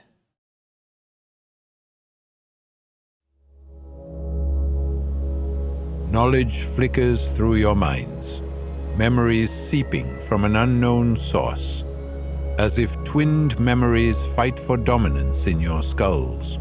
The Typhon are the Titans, seemingly wild, but secretly controlled by the gods. A hammer for non-believers and a whip for their worshippers. See, but I feel like there's also paragraphs that have alluded to like the Typhon being potentially things that aren't just the Titans. Maybe I'm wrong on that, but I thought there was other things. Each Argonaut gate. Oh man, I wish I was doing the Dahaka battle now, but we're gonna have a timeline battle before we can do the Dahaka battle. Darn, what a shame. We are stacked with rage right now. And see paragraph 49. At last, the pyres are constructed, and the priesthood emerges from the temple of Apollo, gathering to recite their hymns and proclamations. Dozens, hundreds of townsfolk have assembled to witness the dedication to Helios. Fear glistens in their eyes. They have heard the rumors. Only through faith, through obedience, through sacrifice, will they find a way to avoid the punishment. The sacrifices are brought forth, cages of clamoring prisoners begging for their freedom. You note that some of the priests have trouble looking at their prospective victims. Then, out of nowhere, a cry rises up. Down with the sun-touched tyrants! Concede to Shadow! Fighting breaks out in the crowd as weapons are drawn, the common folk yelling and retreating in fear as several fur-clad warriors emerge, rushing toward the priests and their victims. Guards are already moving to intercept them. 3 options. Option 1.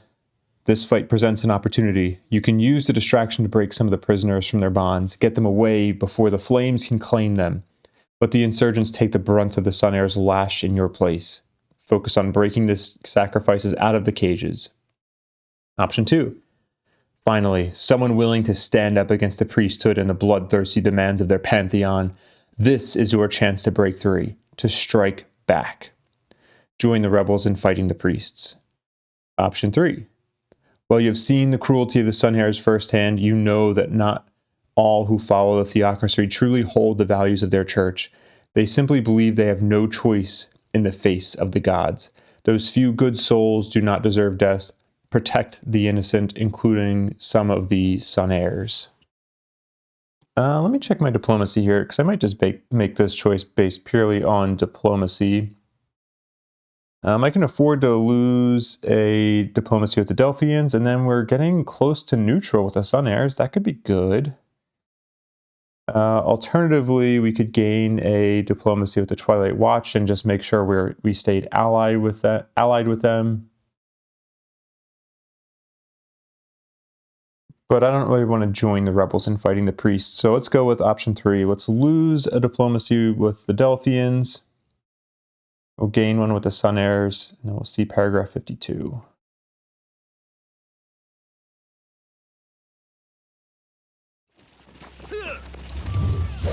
You rush to the aid of the innocents, managing to interpose yourselves between them and the mob long enough for the guards to reach your side.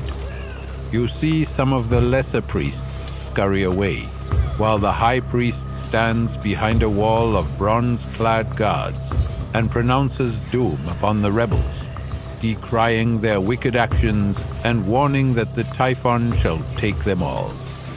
Slowly, painstakingly, the tide of the battle turns, and the rebels are put on the back foot, driven further and further back. In the end, they are trapped between the guards and a cliff edge, nowhere to run. The Sun Heirs advance, driving them closer and closer to the edge.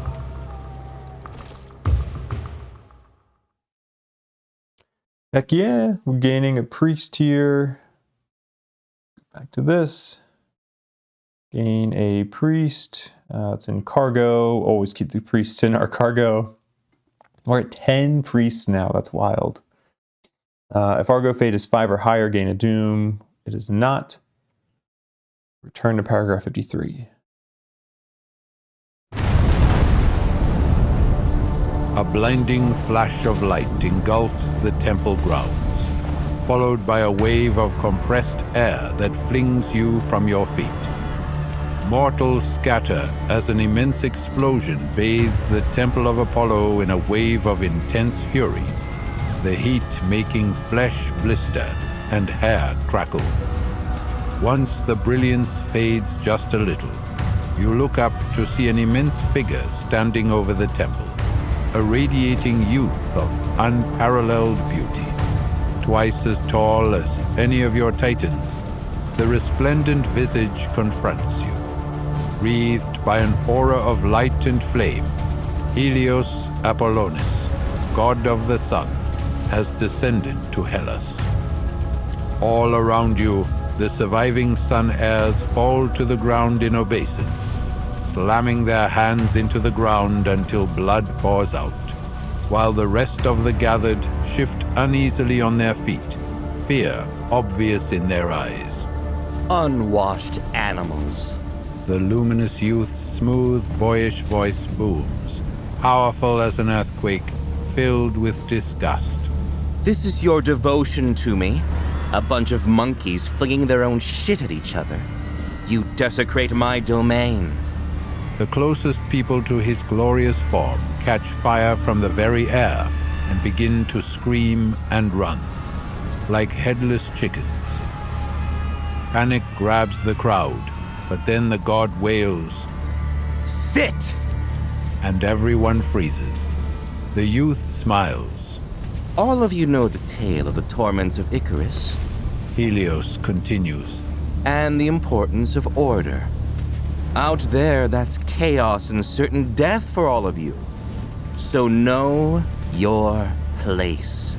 Yes? He smiles again. Now, on with it.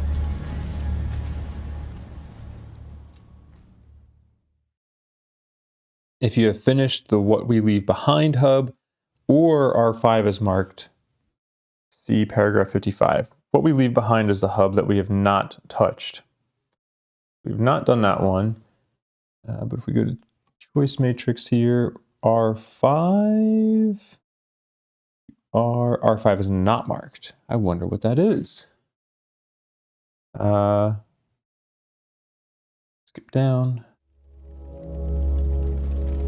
Helios is long gone when the preparations reach their conclusion.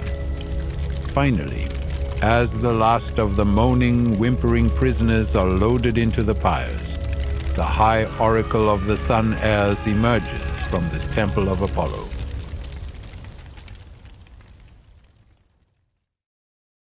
Gain 1 frozen time if G5 is marked C56, otherwise C57.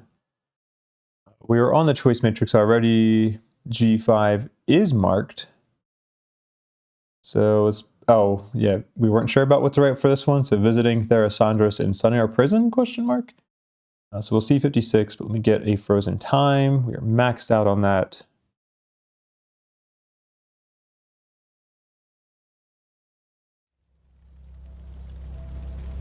A woman emerges from the temple, her robes flowing around her in undulating waves of scarlet and violet, while a chain of brilliant gold hangs around her neck.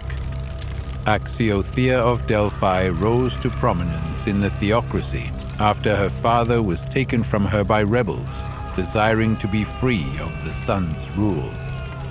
In the years that followed, she allowed herself to harden into a truly cruel leader of the Sun Heirs cult, carving a path of flame and pitiless fury across the land.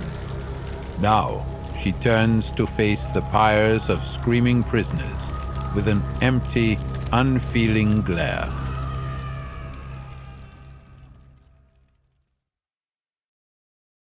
Gain 1 Argo knowledge. Again, does not matter to us. Let's see paragraph 58.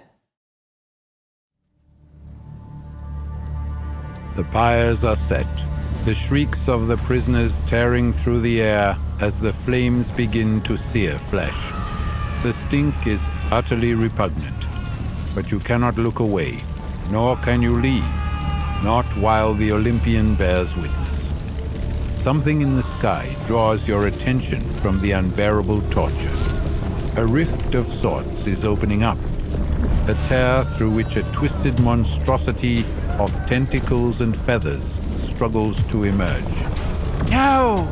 Shouts the Oracle. This is not enough! Lord Helios is displeased. Send for more prisoners, all of them. A stone sinks through your belly at her words. All of this death, and it wasn't enough? I finesse. A fat adherent pleads. They won't get here in time. The utter terror on the face of the Oracle tells you what is going to happen. Then, as if losing all sanity, she grabs the fat priest and pushes him into the fire. She yells, Sacrifice yourself to Helios, and the city will be spared. She turns to another adherent, cautiously standing far away from the flames. Round up the crowd. Quickly. Too late. The twisted mountain of flesh shrieks as it slithers into your world. Tentacles already scooping up screaming mortals to devour them whole. The primordial turns, its gaze sweeping the temple of Helios to search for fresh prey.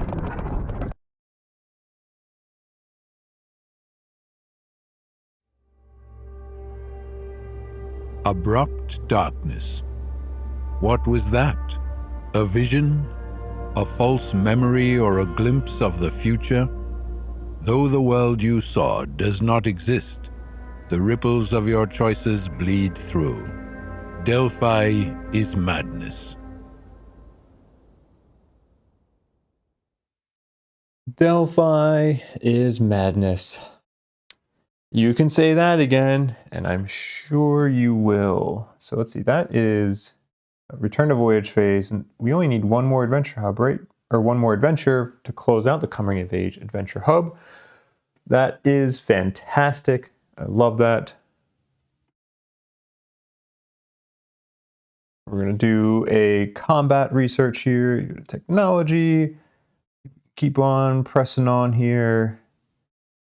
What do I want to get? Let me see if any of these will be useful for our upcoming fights. Let's do the Helios Fanatics light weapons. Maybe I'll end up using this in a fight.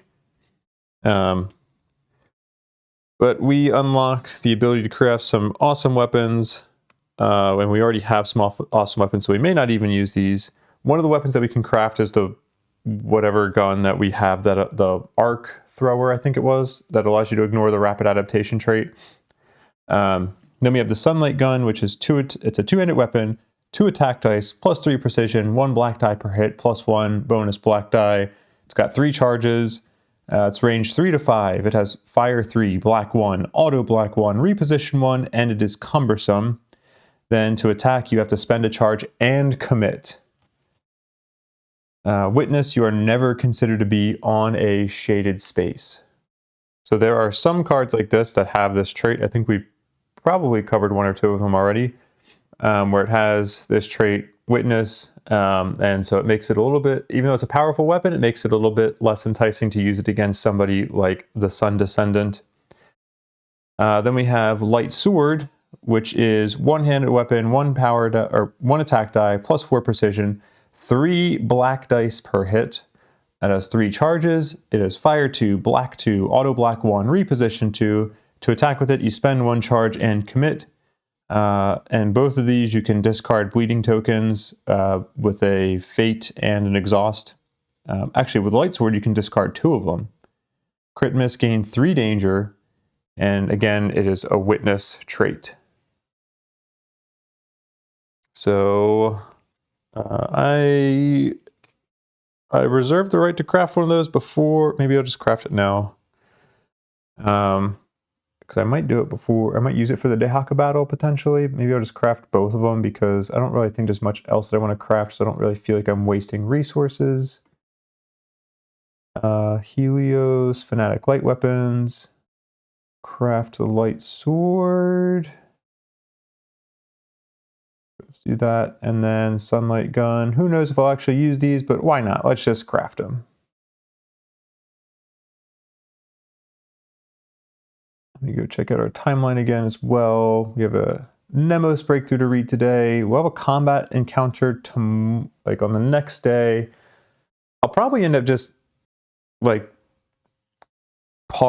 doing that battle later in real time and just like pressing on through the adventure just to kind of keep things going here, because I would like to get to the point in this video where we are about to go into our Dahaka fight, and I want to do the Dahaka fight right before I'm about to do the finale video. So hopefully I can just keep this video going until we get to one more adventure hub, and then I will do the timeline encounter off camera. So what I am going to do is I'm now going to put the Dahaka winnowing battle on a timeline 3 days from now, so it'll be day 86, because I think by that point we can get another adventure. I feel pretty confident, and if I really have to, I'll push it back a day. Winnowing battle, and that is going to remove our Dahaka from the map.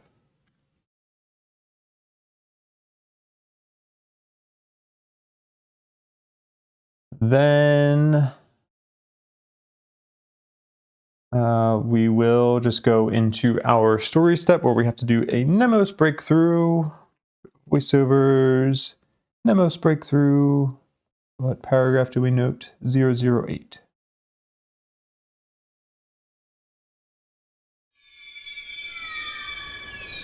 The dream is more vivid now. You rise early for a hard day's work, hauling nets aboard a fishing sloop. Salt sprays your face, and the netting digs into your hands. When you finally return home, muscles sore and your wits frayed, you collapse into sleep.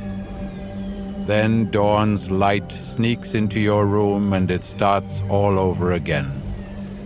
This isn't the life you wanted, but it is stable and familiar. Still, every day you joke with your fellow fishers about how you'll sail out beyond sight of the polis.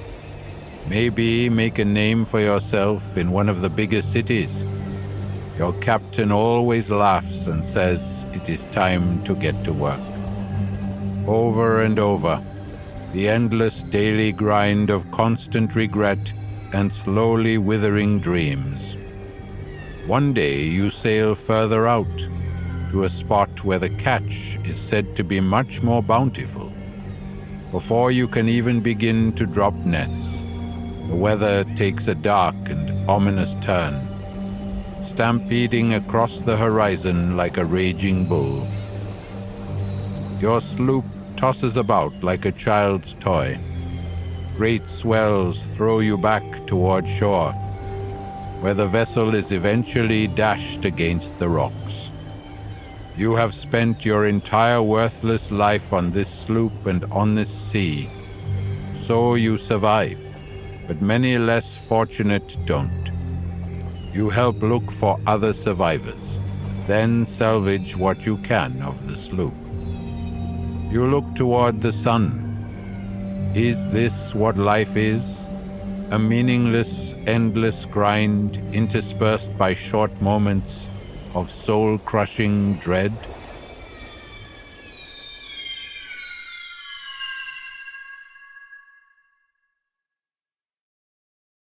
Gain the muffled condition.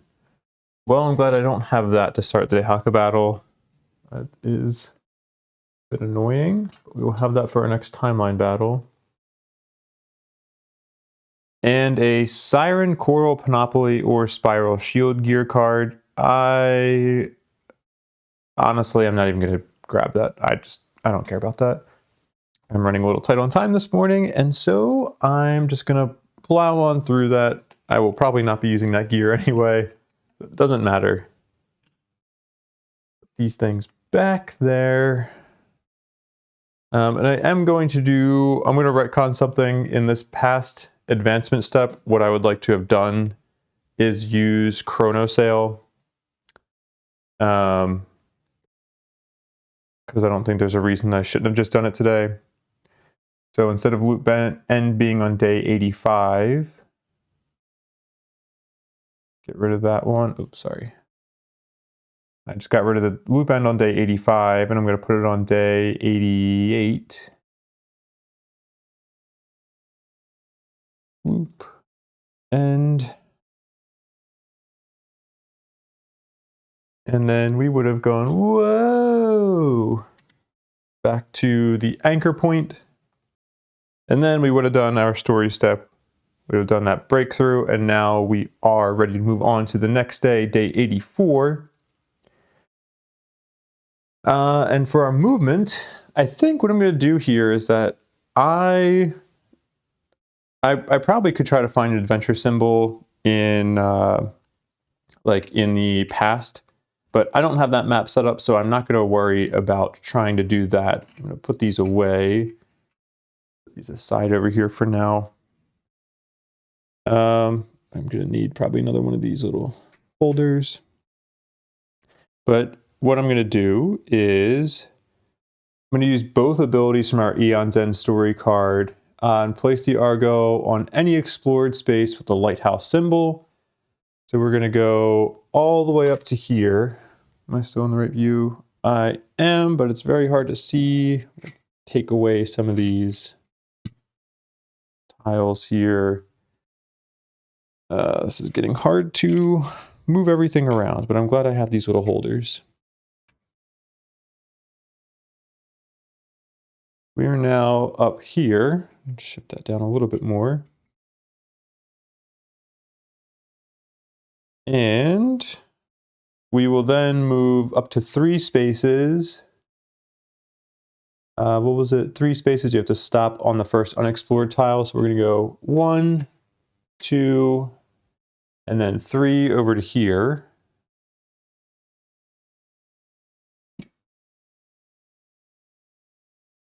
So that'd be tile 70. That is a Sun Airs tile, but we're not too terrible with them right now.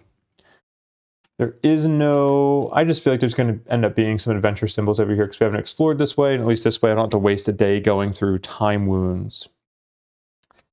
Oh, also, I could stop on the city space, but I don't want to. We'll just go over here to that first unexplored tile. And then let's do our exploration cards. Oh, I'm sorry, I didn't even show that one, but all that tile up close, all it has is a Titan symbol on it, and it is a Sun Airs tile. So we have 6 Hyperborean alloy resources. We are not denounced with them, so we don't have to worry about that Argo fate. Oh no, don't have to duplicate. 6 Hyperborean alloy. I think I need one more. Then, what else we got here? Untamed Titan. We're going to gain a Titan. We do not gain that Rage, though. Okay. Continue that pile. Get 4 Hyperborean alloy resources, and that will end that stack. 4.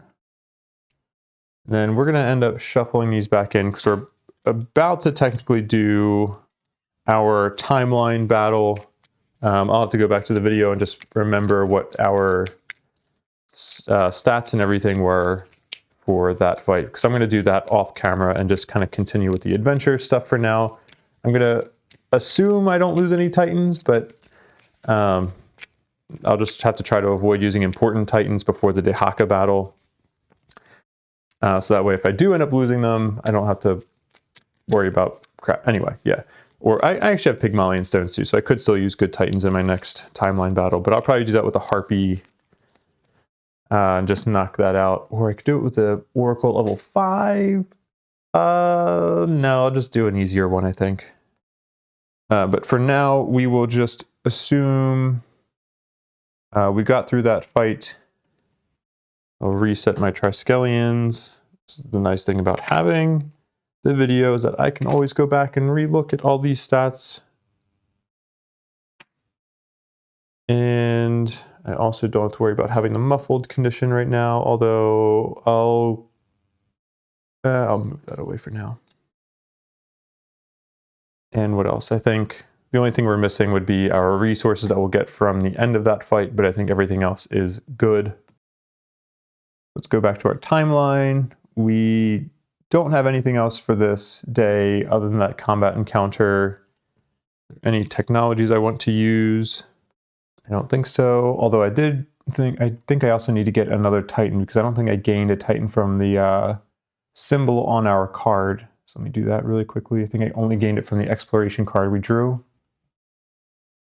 Then let's keep on moving, I guess. We'll see if we can try to get another adventure symbol here. Go to day 85. And we will continue west onto, what tile do we need? 66. Oh, that's going to be a Twilight Watch tile as well. That's my explored cards. 66. Boom. Adventure! Woohoo! Oh, nice. That Aeons End ability stuff may have given us the ability to get this. Although I think I still could have gotten it by going through and exploring. I had a few more days. But this is nice to get it done now. We have our Adventure Hub symbol. We have Frozen Time, but we're already maxed out on Frozen Time, so that will not affect us. Let's go ahead and put this over here. Is that even in camera view? It is. All right. So we will go to this view. We will draw some of our exploration cards. Hell yeah. Gain a Titan and gain a Rage. I'm getting these at the right time. Gain a Rage. Ooh, I probably want it because this is now going to be gaining Rage for the Dahaka fight. For now, I'm going to give the Rage to Aster. If I had more time this morning, what I would do is I would just start planning ahead for the loadout that I want to have for that Dahaka fight. I think those loadouts usually involve me giving the Rage to Aster, but I'm going to say that I am reserving, because I don't have time to do the loadout stuff right now. I'm going to say that I'm going to give it to Aster for now. I reserve the right to move it, just that Rage, because this is a choice. But I'm going to give myself the ability to move it if I need to a different Argonaut for the Dahaka loadout. Exploration 5, Siren Shell. Okay. And then we are allied with the Twilight Watch now, right? I think we got into their good graces again. Yeah, we are. All right, so then we will get a Daedalus Machina as well. Start a new pile. Tightening the loop. All right. Well, here we go. We are now finally reducing our loop length to 4. Not that it'll really matter. Lower your loop length by 1. Okay. This ability to not trigger. Remove from the deck permanently is what we're doing now. All right. So that comes out. We do continue drawing. Daedalus Arcartificery, I never know how to pronounce that. Gain 3 Daedalus Machina resources. 1, 2, 3. And then that extra ability doesn't matter, nor does the adversary activation symbol. Shuffle these in. 3, 2, oh, flip the card. 3, 2, 1. Okay. Boom. Then we'll go into our adventure, and we don't even have to roll because we know it's going to be coming of age, and we know it's going to be the Omega, which is going to be a heritage. We will get... Ooh, this is also nice because we're going to get our level 2 for Death Follows. That is great. It's going to be, what? M031 for our C1 card.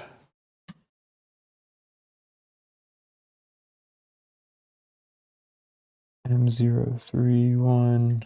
Although I may not even, I think we've done this breakthrough a number of times already. So I actually will probably not do the reading of that Nemos breakthrough. I don't think it's worth the time. Heritage, no. Heritage, you cannot gain Nemos nodes. Heritage, you get one. Okay. Ooh, getting that level 3 ability for Heraclides would be nice. Voiceover. Go to our adventure hubs. No, go to this. Coming of age. And coming of age.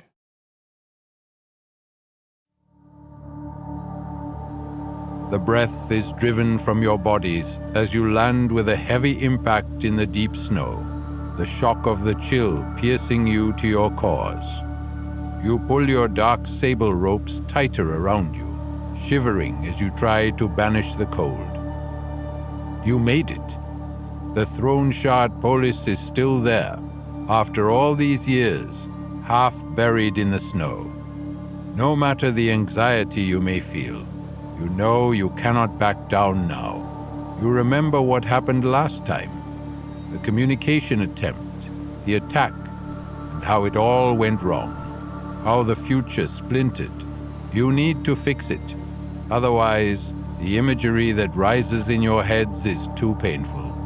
So many dead, so many tormented, such devastation. You will not fail. You cannot. The Argo of this time has moored nearby, while still more ships of the Sun Heirs circle around hungrily. The situation in the polis is tense, a powder keg. You remember who you worked with previously to gain access. Perhaps by taking a different path, you will arrive at a different result. If S9 is marked, C13. R9 is marked, C14. Our choice matrix looks like R9 is marked. We helped the Twilight Watch sabotage the water supply. We will see 14.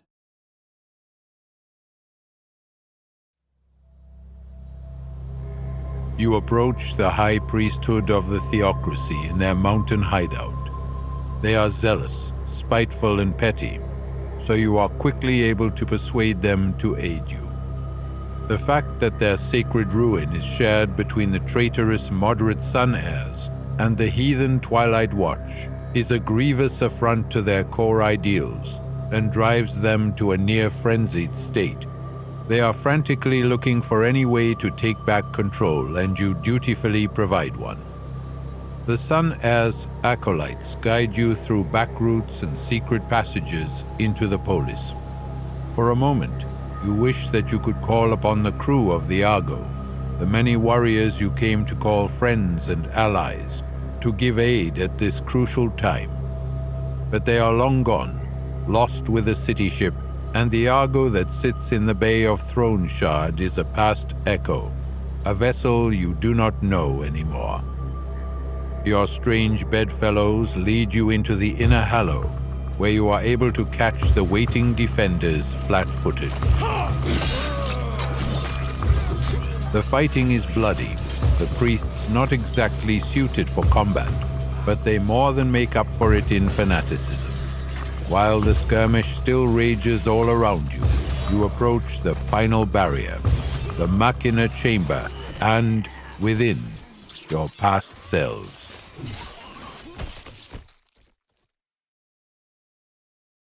Sun Heirs Diplomacy +1, then gain an Argo hull and a paradox.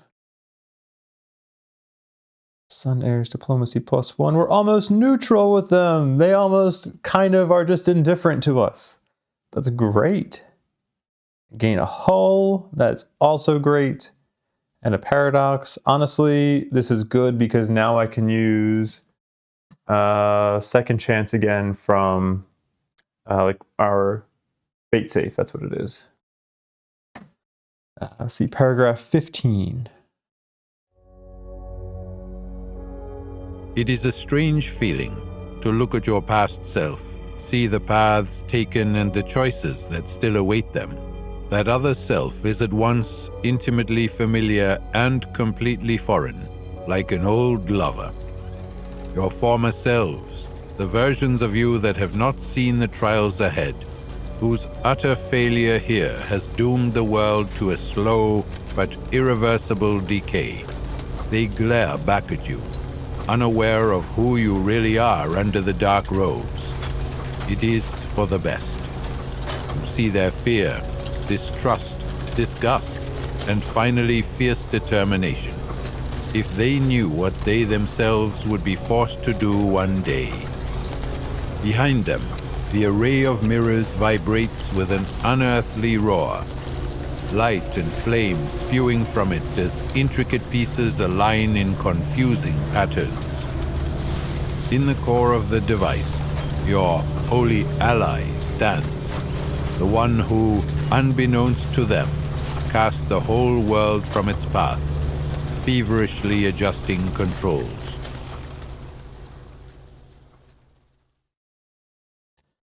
Read only the first of these that applies. If R5 is marked, C16. R5 is not marked. If N8 is marked, C17. N8 is not marked. If F10 is marked, C18. F10 is not marked. Otherwise, C19.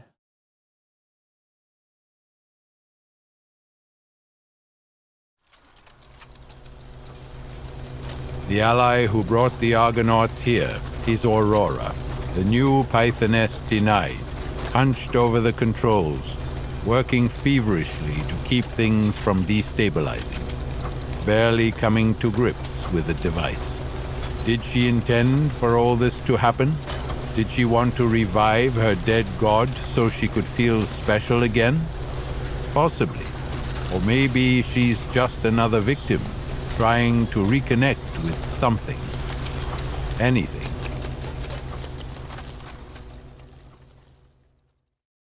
Lose a paradox. I kind of don't want to do that. Dang, okay. Well, guess we have to go back down to one paradox. I'll have to see if there's any technologies that I have that could allow me to just voluntarily gain a paradox.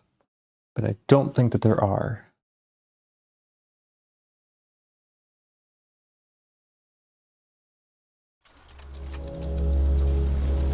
Is this how it happened last time, or has something changed? As you watch the device's fluctuations reach a fever pitch, you remember what happened here last time. You repelled the attack that day and managed to get the message out, in spite of the meddling of you. In a sense, up to this point, you have been allowing history to repeat itself, for time to loop around you like a hangman's noose. But, over the years, you finally understood that the verdicts of the Moirae are never absolute, that fate needs to be countered with will. You know what needs to be done. You must be more ruthless, less hesitant. Countless lives depend on you to set history right, to stop the message going out, to stop your former selves from averting the eschaton.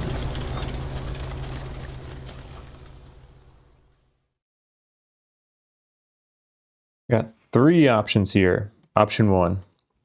This whole facility is a threat. As long as it stands and the Delphian time lock remains, people could try to use it to commune with the gods of the past.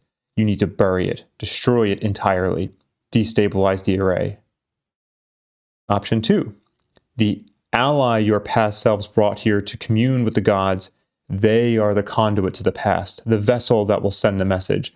As sickening as the thought is, you need to take them out before they can be used to make things so much worse. Target the holy ally. Option 3. Your past selves, they won't stop until they succeed. You know this far better than anyone. You have to stop them yourselves. Prevent the calamity to come no matter the harm you will have to endure. Attack and cripple the past Argonauts. Ooh.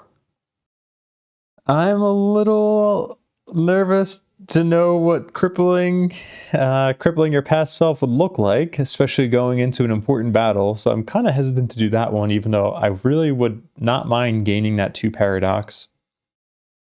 But I also don't really want to lose diplomacy with the Twilight Watch, because losing diplomacy with them would put them out of allied status. Let's see, we could do option 2. I'm not really worried about Doom Gain at this point. Oh, actually, speaking of Doom Gain, I did not gain an unavoidable Doom from doing the loop end effect there. Okay, so let me do that now. I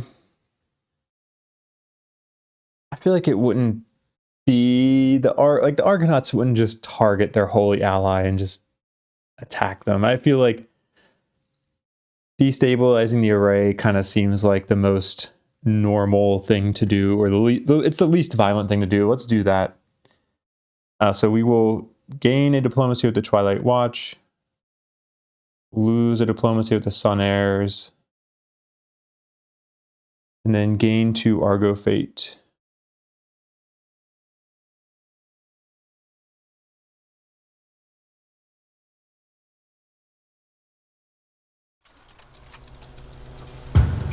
To the horror of your past selves, you lunge at the nearest mirror. A single swing of your weapon shatters the glass, peppering you in razor-sharp splinters. You continue to the next one, your body slowly shredded to pieces. It doesn't matter. Your lives are forfeit. The entire chamber shudders wildly, as if it will rip itself apart. Weightlessness overtakes you, a sickening lurch in the stomach, as the entire polis begins to list erratically, slowly but surely sliding off the glacier into the cold, dark sea. Your past selves glance about in fear before sounding a retreat, pulling back from the chamber and trying to get their people to safety. The throne shard crashes into the waves with an almighty roar. As water begins to fill the polis, rushing toward you in an unstoppable tide, you accept the fate ahead of you. Your mission is done. The world you left behind will not come to exist, and that is enough for you. Gain a progress token. Then C23. You awaken back on the Argo, the old priest standing by your bedside as Aeon, the physician, tends to your injuries. Grief rises in your throat at the memory of the attack on the throne shard. You failed in your mission, and the eschaton still took place. Whoever those black-clad assailants were, they succeeded in their goal of stopping you.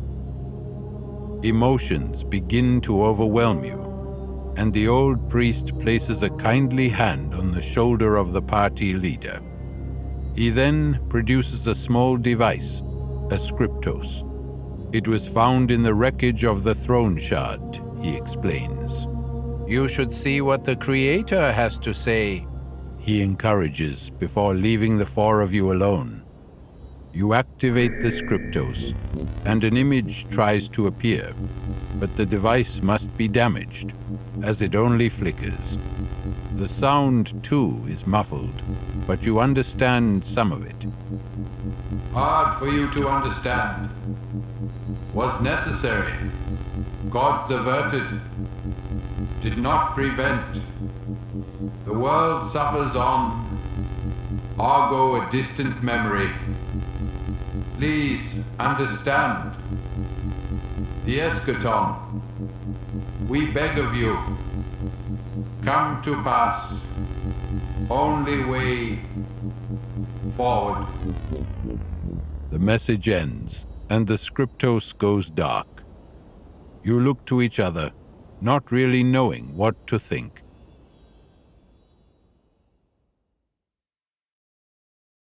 If you have completed the Of Wax and Promises hub, C24. We have completed that. A familiar figure wanders the corridors of the Argo. Ragged clothing, unkempt hair, matted beard. the silent hermit is easily identified. He smiles as you approach him, bowing his head to you. Something about him seems different, lighter, more energized. He reaches out to one of you and hands you something, hiding it in clasped hands. As you allow him to place it in your open palms, you look down to see a pair of broken manacles, their locks shattered, useless in their current form, but somehow you feel a weight in them, a significance. Is this... Your brows knit together, perplexed. Does this mean we've broken free of something?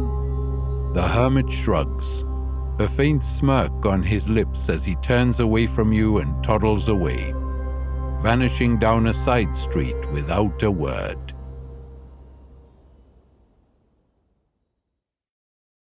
The party leader note on, I guess the party leader puts a note on the Argonaut sheet. Shackles of Freedom. Whenever a single D10 test or roll succeeds only on a natural 10, it also succeeds on a 1. Okay, so I guess that just applies for any roll while the party leader is around. I'm going to give that to Aster. We're just going to say Aster is the party leader here.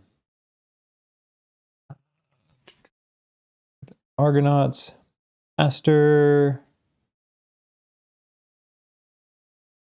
and what do we get here? Shackles of Freedom. When single D10 test or roll succeeds on only on a, oh my gosh, on a natural 10, also succeeds on a 1. Okay, so I guess that could apply for anything. I guess something that it wouldn't apply to would be like judgment tests or something like that. I wonder if, like, whenever a single D10 test or roll only succeeds on a natural 10, I guess that could apply to an attack too. So if you have an attack where you don't have like any opening tokens or precision, you can only hit on a 10, you would also hit on a 1. Okay, well, I will probably not remember this to be able to use it in good situations, but I'll note it down on that yellow sheet while we're doing our next story section reading.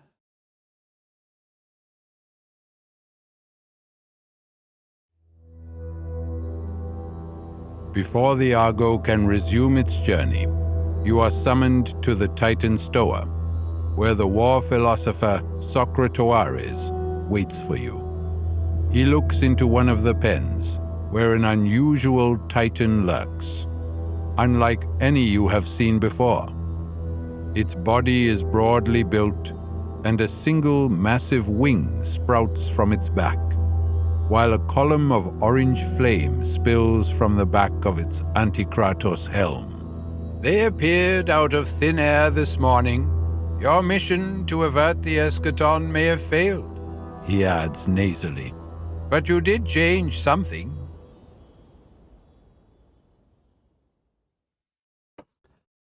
We did change something. All right, gain 1, Dawnburner Titan. Oh, also that means I totally forgot that I should have crafted a Dawnburner Titan before this. I'm going to do that.